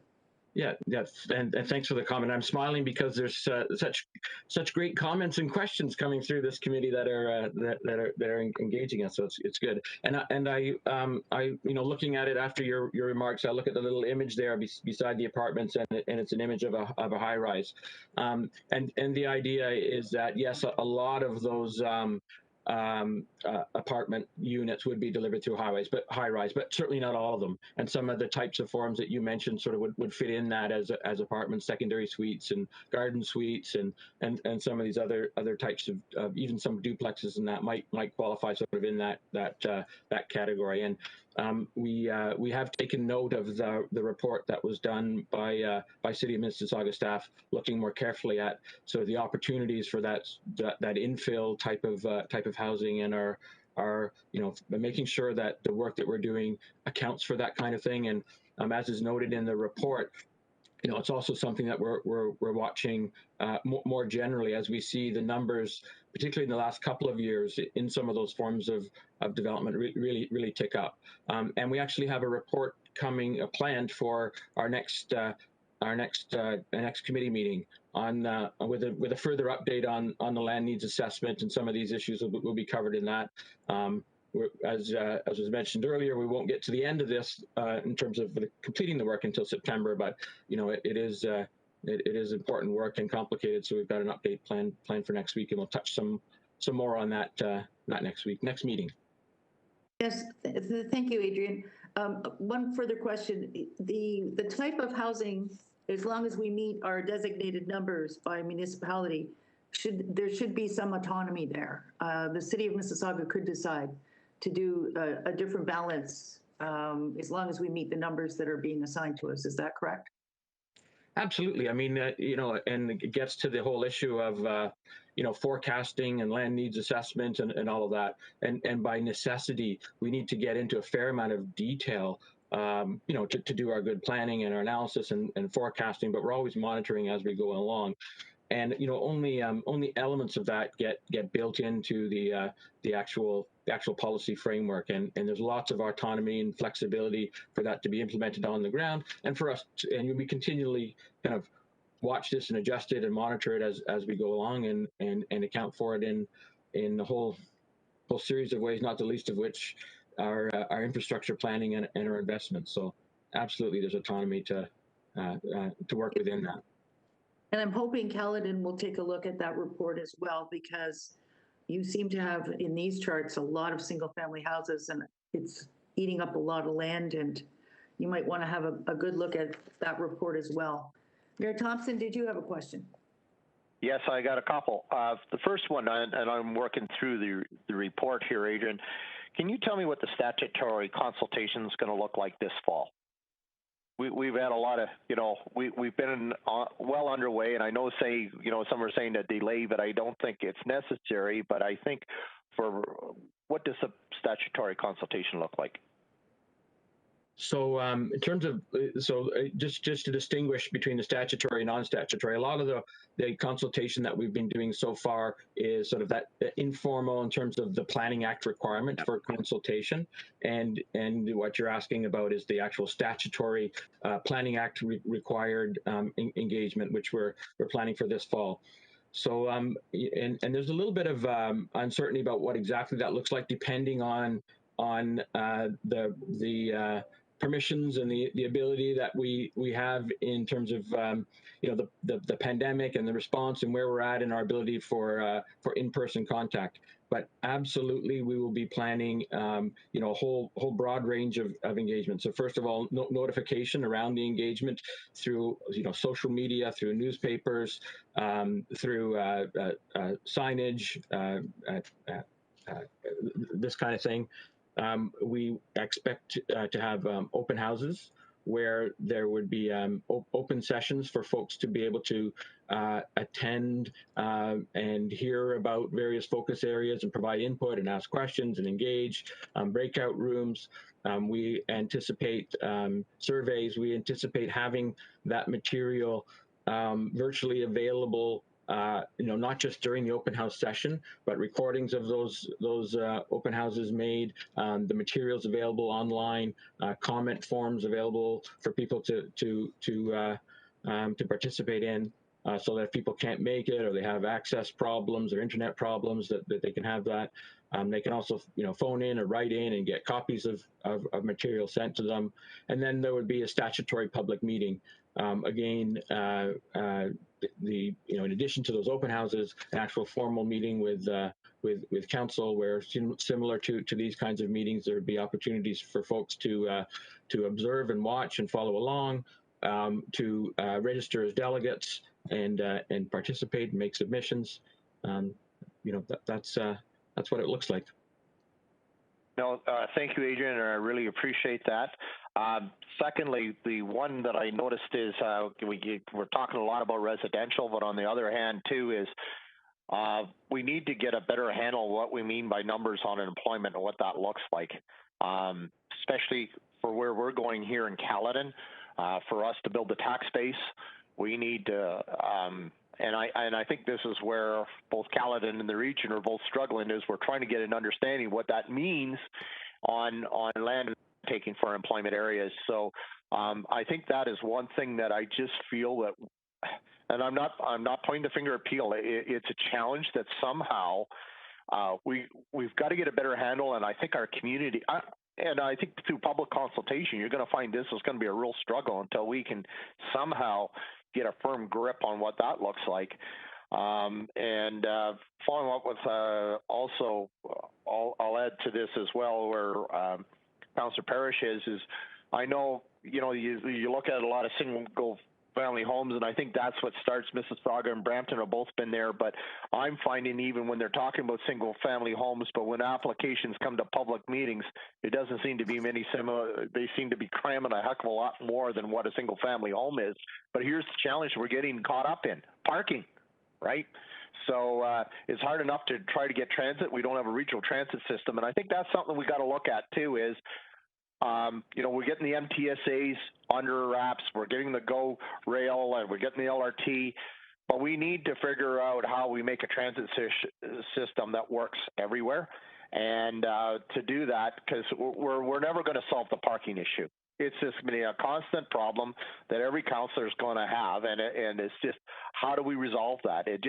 Everybody gets it approved, moves on, and it's not their worry. They've they walked out with their money, and then all of a sudden the councillor's dealing with problems with parking after the fact. So I think those are some of the issues that going forward is we need to have that discussion. I know we're struggling here at our municipality, but I know Brampton, Mississauga have the same problem.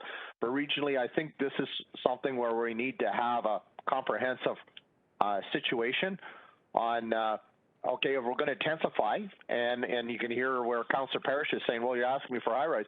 So exactly, where's the parking going to be, or were you just going to have people, walk, give everybody running shoes and say, hey, you got to get on transit to go. But we got to have a transit system that really functions through, that moves systematically through all areas to get people to move from where they work to where they live and to where they need to go. So I think this is something that I'm really pushing. We need to get this transportation thing figured out as well. And I mean, you saw what happened with the GT West corridor. We need a corridor of some kind, but the issue again is, how do we move people and goods efficiently and effectively? Technology is coming, but how do we be adaptable to that? So that was my few questions to you, Adrian. I'll let you answer those for me. Thanks. Through Madam Chair, and thank you for the questions. In terms of the employment aspects of land needs and our growth forecasts, really important issue for sure, and a tough one with the changing nature of employment and getting a handle on that. And we've been working a lot on that. And as I mentioned at our next meeting, we plan on an update on the land needs assessment work, and that'll include an update on some of the work we've been doing on, the availability of employment land, employment conversions, and what that means for our employment land needs and distribution of the type of employment going forward. So more info on that coming. In terms of your remarks around parking and transit, the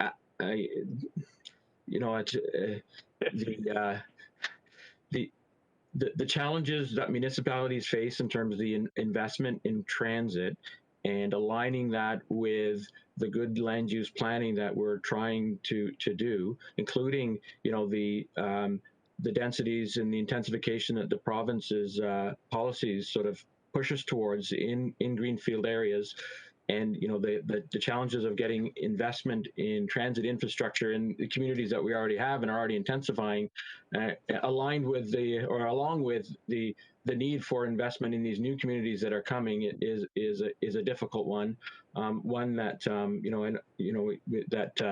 that we're certainly aware of and monitoring, and as we're preparing our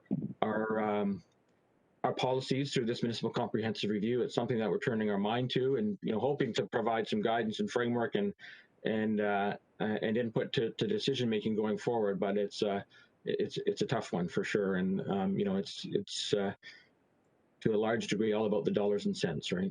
Yeah, sorry to throw that knuckleball at you, but it's one that we're going to have to figure out how to hit it. Thanks. Thompson, knuckleballs are your specialty, I hear. Okay, so Councillor Vicente, can you move receipt of this? Sorry, Chair. Madam Chair? Yep. We have Councillor Medeiros and Councillor Groves on the list. Oh, sorry, I didn't even know Councillor Groves was here. Welcome, Councillor Groves. Councillor Medeiros first, and then Councillor Groves. Thank you, Chair Parrish. Through you to Adrian. Just regarding the Humber Station West.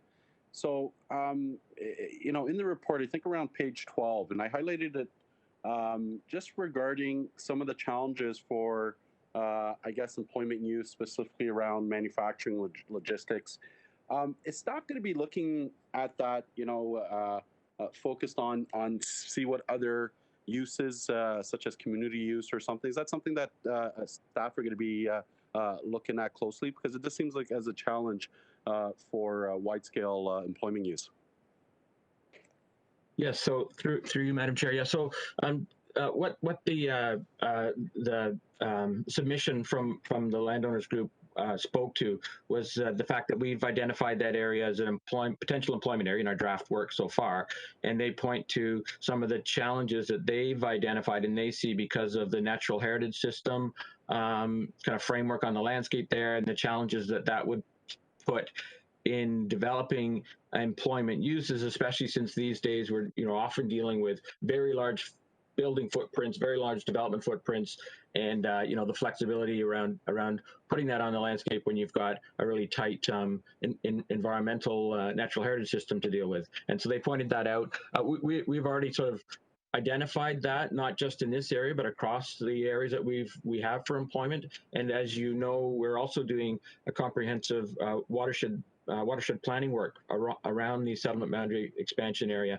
And so one of the things we're doing is taking a close look at where we had identified and have identified draft employment areas, looking at that natural heritage system, looking at what that looks like in terms of if we were putting employment uses on the lands, and whether that is practical, it makes sense, what the limitations are, and using that for our decision making. So this particular submission identifies that in this area, and we're looking carefully in this area, but as well as other areas. So it's an important it's certainly an important factor in our decision making for sure. Okay, thank you very much. If I might add, Adrian, I can remember a presentation by Stephen King from Phil King. Phil King. That's why I couldn't think of Orlando. I'm thinking of authors and movies. If Phil King did a presentation a while back, which made a lot of sense about flatlands and not creeks and not woods and all the rest of it, even though we didn't give him what he wanted, could we also make sure we include, because he's a pro at this stuff, he's an expert, include some of the parameters that he set to look at the employment lands and realize that we've got to do those sorts of builds where they suit the land. And Councillor Rose. Thank you, Madam Chair. Good morning. Just a couple of questions to follow on the transit piece, Adrian. We've had many discussions on the property at the corner. It's on the southwest corner of Highway 50 and Mayfield Road. So when we're talking transit, the whole idea was to bring Brampton Transit, York Regional Transit to that one hub to be able to move people, I guess, from here in Caledon and the Bolton area. But nothing's happened with that. And it's been years and years and years. And I don't know if this is something that you're looking at or having those conversations with Brampton or York Region for that matter. Is that something that you're having those discussions with when you're talking about transit and looking at moving people? So through you, Madam Chair, I'm not up to speed on the specific sort of status of those conversations, particularly, and we can follow up with our staff and get back to you on that.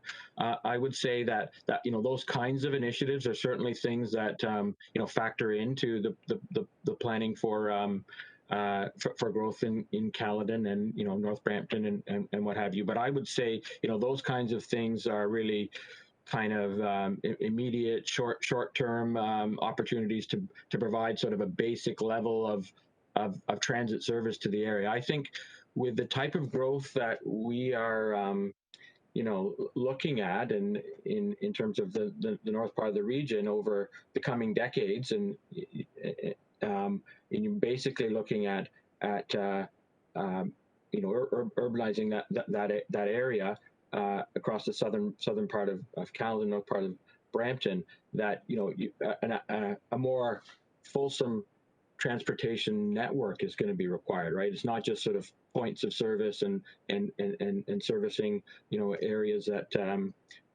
folks have to get to, but rather aligning higher level of or actual transit service with the land use configuration, with identifying neighborhood centers and community centers and employment centers, and aligning a transit system and starting to align the land uses and the transportation corridor network to work together, recognizing that in the fullness of time the service will come, but having that those bones identified and set in place early through the process. So we're thinking about that.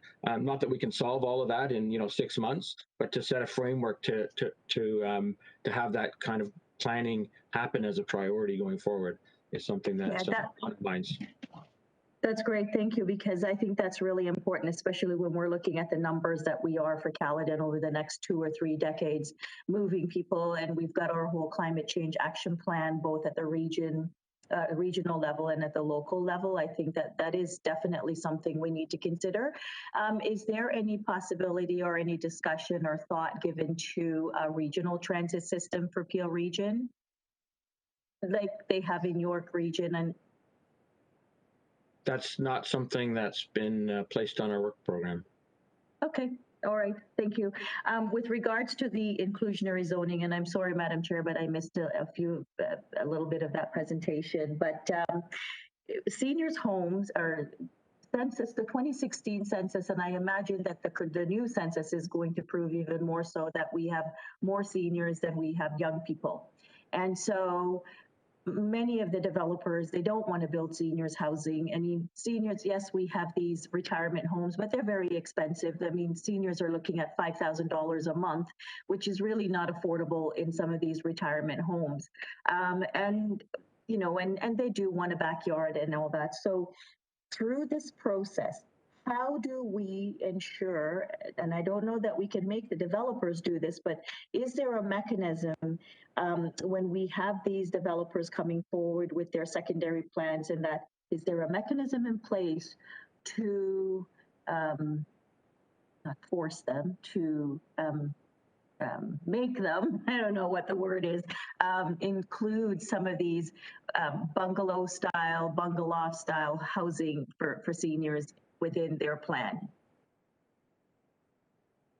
So through you, Madam Chair, and you know, it's come up a couple of times today that you know, some of these issues around, you know, the supply of housing, the affordability of housing, and that are really complex, you know, multifaceted, you know, problems, and we don't necessarily have a silver bullet for them, but we are looking at all the potential tools in our toolbox to try and address them. So one of the things that we have already been doing at a staff level to some degree is trying to I guess introduce into the discussion very early and, you know, fairly aggressively a dialogue with developers when they're bringing forward sort of major new community planning areas, a discussion around how they're going to deliver on the policy requirements around affordable housing, how they're going to come to the table and provide some level of contribution to that. And so we're engaging in those now and looking for opportunities like that, like the ones that you've identified and others, and having that conversation early and you know, putting some accountability there for meeting those and addressing those housing requirements. So we've been doing that somewhat, and in the policy framework that we'll be bringing forward through this, we're looking at providing stronger tools for the region and local municipalities to be able to do that. So, and the other thing I was going to point out is one of the early pieces that we were able to get through on a municipal comprehensive review a few years ago now was some policies around age-friendly planning. And so, you know, that's in there. That's on our sites, and that direction from council that came from that was to do some more research around how municipalities, the region, and you know, others can better respond to the needs of older residents through our planning projects and processes and policies. So we're actually initiating that research work now. It's gonna be a bit of a while before we get to that, but it's work that we are starting and in I guess not starting, are building upon the work that was already done in more depth, and hope to come up with some good ideas like we sometimes do. Well, I think you always come up with great ideas. So, and just because I know we had a presentation from the Option 3 landowners group last Tuesday, I think it was, at council. And, you know, one of the things that I was really disappointed in, I mean, they presented a great community. They have a really great community plan, but there was nothing in there specifically for seniors accommodations and seniors housing. And so when I raised that, you know, the answer from their planner was that, well, we're going to deal with this at the site plan stage.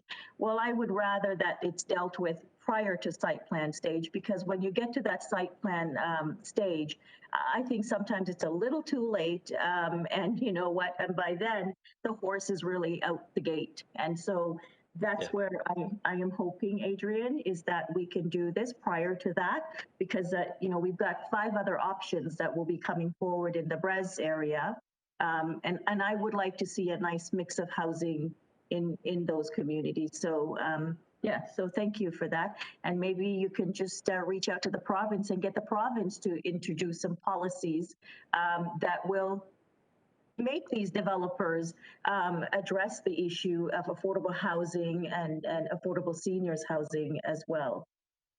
So thank you, Madam Chair. Well, thank you very much, Councillor Groves. And the report on inclusionary zoning has been referred by this committee to regional council. So we'll get the presentation there again, anything that you missed, and you could make your suggestions there as well. Great, thank you.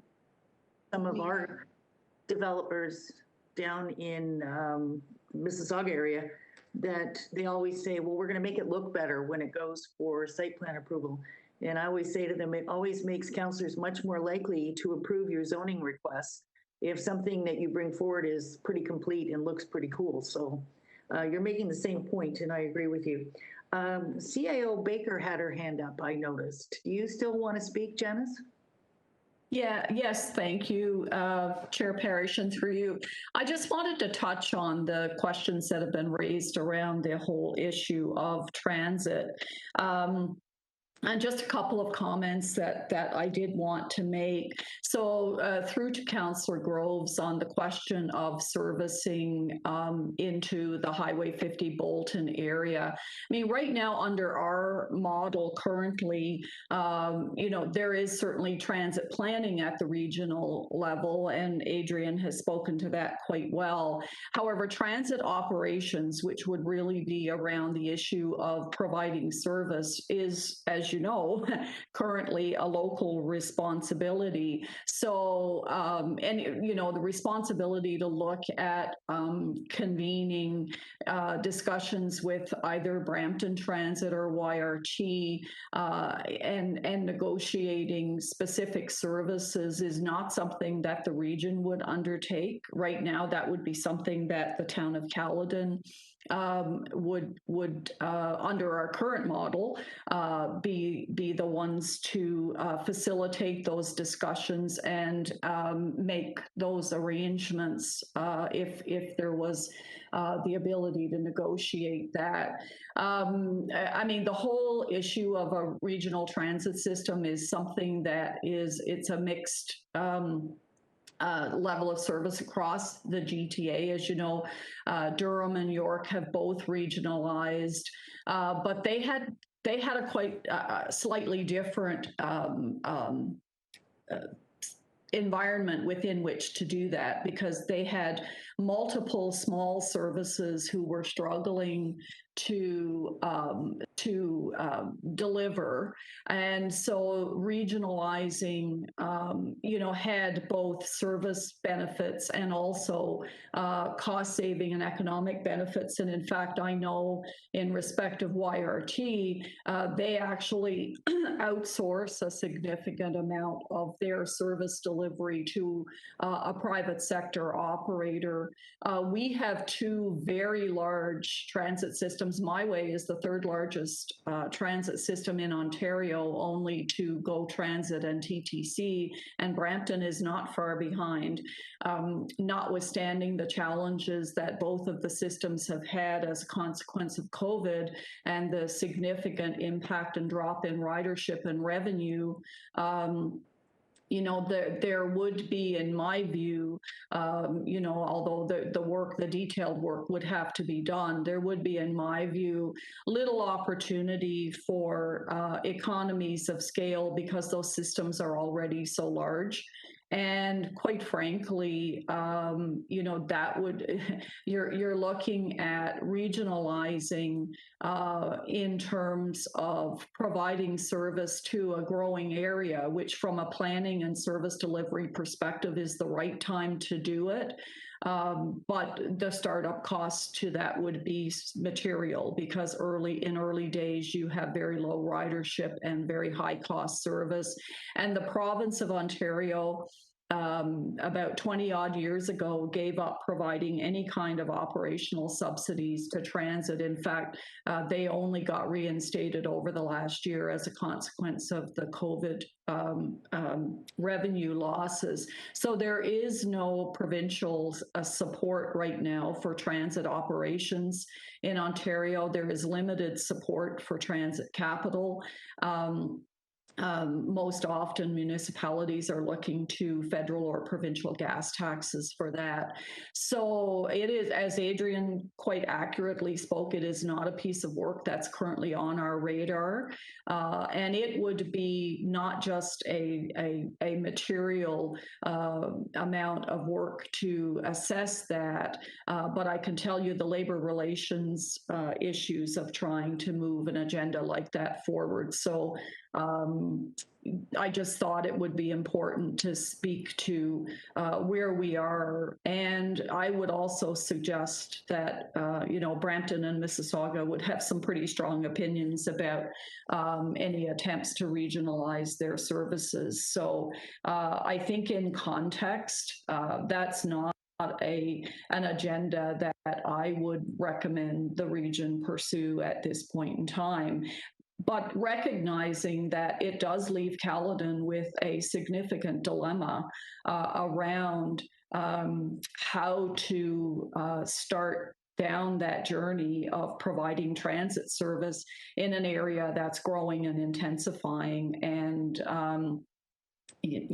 not an easy journey to start at this point in time, particularly coming out of COVID. So I just thought I would put those remarks on the table. Thank you. Thank you very much, Madam CAO. I was sitting here thinking all those same thoughts, but I wasn't going to voice them quite as clearly and succinctly as you did. It's just like when Mississauga was developing its transit system, it was hands off, we were doing it ourselves. And then once everything was working well, we now connect into Brampton and we connect into Toronto. So this will come someday, and the system will be probably throughout the region, but 3 separate systems. Councillor Kiernan, did you have a comment or a question? I do. Thank you. Through you, Chair Parrish. And I just quickly will comment on what CIO Baker said. It resonated with me. Caledon has a dilemma, and a dilemma we do have, but I think it's one we're pretty committed to keeping our eye on the finish line on that one. Quite honestly, my question's for Adrian. If you can help me understand something. Over and over, Adrian, we receive presentations for infill or projects, and it's regarding parking. And in these presentations from the consultants, it is a consistent 2 or 2.2 cars per household. And I'm wondering if you can help me understand where they're getting that data from. It is grossly underestimated. We know that, quite honestly. There is not a new development. I think that I would challenge anyone to look at any new development, whether it be Caledon, Mississauga, Brampton, Guelph, Orangeville, that there are not a plethora of cars parked on the road in all of these. So we see that this is a pattern as we go forward. Is that anything that the region can assist with in changing that data, upping that data, making that 2.2 or 2 cars? I've heard both. 2.2 is so strange. Making that a more reasonable, realistic, up-to-date number. Through you, Madam Chair. So a couple of things there. I would say, first off, sort of the details of the exact sort of parking requirements, and that isn't really sort of a regional issue. It's more of a local zoning issue. But there is some fundamental stuff sort of going on there. I think there's an element of where municipalities are obliged and really only want to plan for a minimum requirement, right? When you want to plan for the future, for the long term, and be careful what you plan for, kind of a thing. If you plan for 3 or 4 cars on every lot, guess what? You're probably going to get 3 or 4 cars on every lot, and we really want to plan for what's an appropriate minimum requirement, and folks can pick and choose how and where they want to live as best as they can, and within their means, and work within that. And also we want to plan for the long term in terms of folks taking advantage of more sustainable opportunities for moving around, whether it's active transportation and transit or carpooling and all these things. And we want to encourage that and plan for that. We also want to plan for homes and properties and developments that accommodate a wide range of folks throughout their life cycle.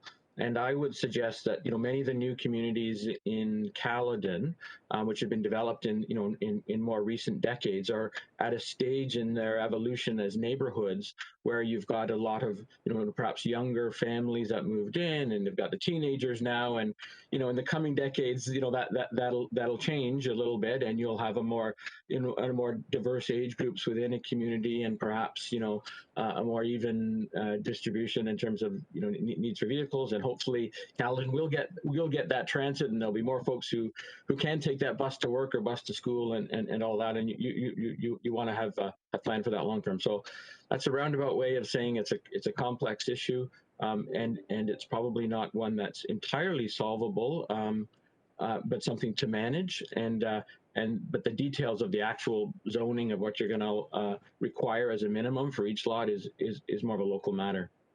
Yes, and I appreciate that, Adrian. Thank you. And I think sometimes it comes down to density. It's that extreme density.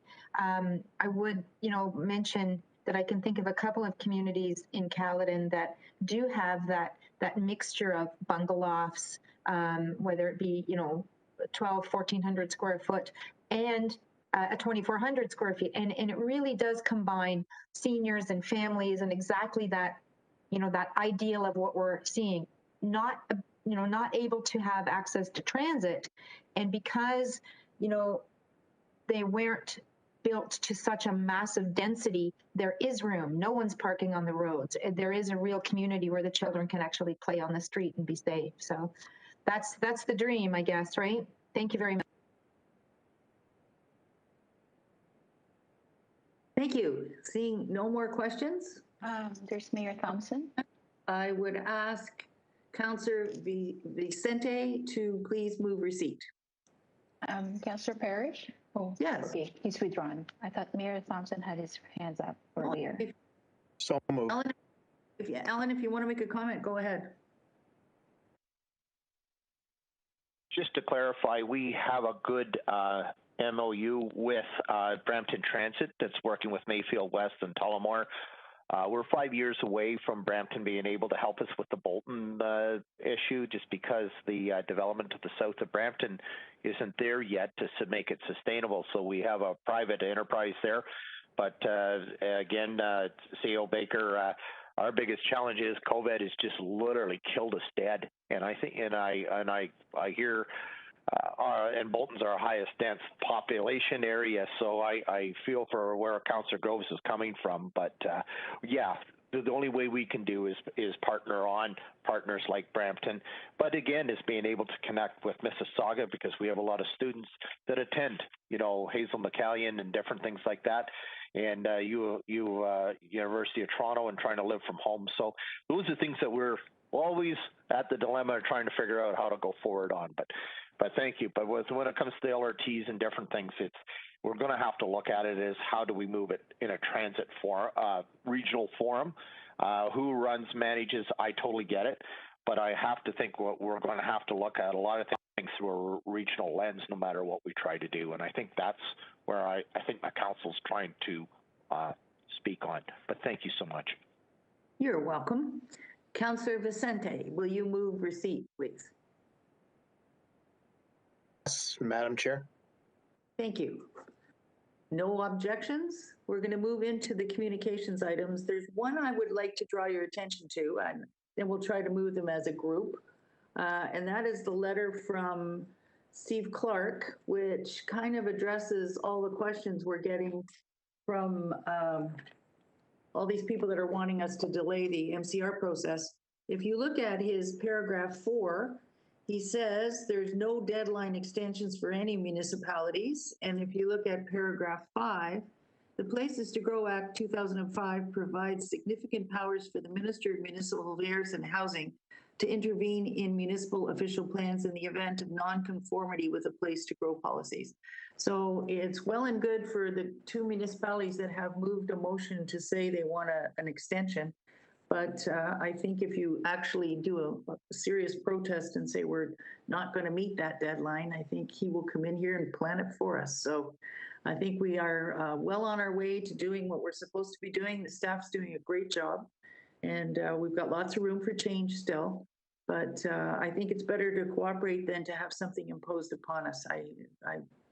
I sympathize with those who think COVID or no COVID has slowed us down, but our staff's been working very hard. They're kind of like a duck on the water.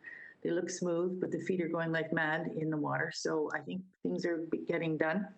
So I would ask someone to move receipt of all the communication items unless somebody wants to pull one. Councillor Thompson, thank you. Any objections? Seeing none. Now the next meeting, and I have to ask Stephanie for the time, but it's June 17th. Yes. And is it a morning meeting, Stephanie? It's from 3 to 6 o'clock in the evening. Because are you kidding? Yes, you're going sorry. Time. There are 3 other committees scheduled on June 17th, and only the 3 o'clock is available. Okay, we're gonna have to bonus the staff with delivering them some goodies or something. June 17th, 3 to 6 p.m. is the next meeting. The 2 delegations that didn't make it on today will be on that agenda. And I would ask Stephanie to caution anybody that tries to get on after the second agenda goes out, the amended one. Yeah. Very difficult to get on those agendas now because we're packed solid. Okay, can someone, and I really want to thank staff today. This has been a very productive meeting. They always are, but this one was really good. And I would thank you very much and remind everybody that we are moving the IZ report to council. It may not be, I don't know if you can get it in for next Thursday, but if you can, good. If you can't, the following Thursday or the following meeting will be fine. Moving adjournment. Councillor Starr? That, yes. It's your favorite motion. Yes. Anybody? Thank you very much, everybody. We'll see you on the 17th. We'll see you next Thursday. Thank you. Oh, it's over. Thank you.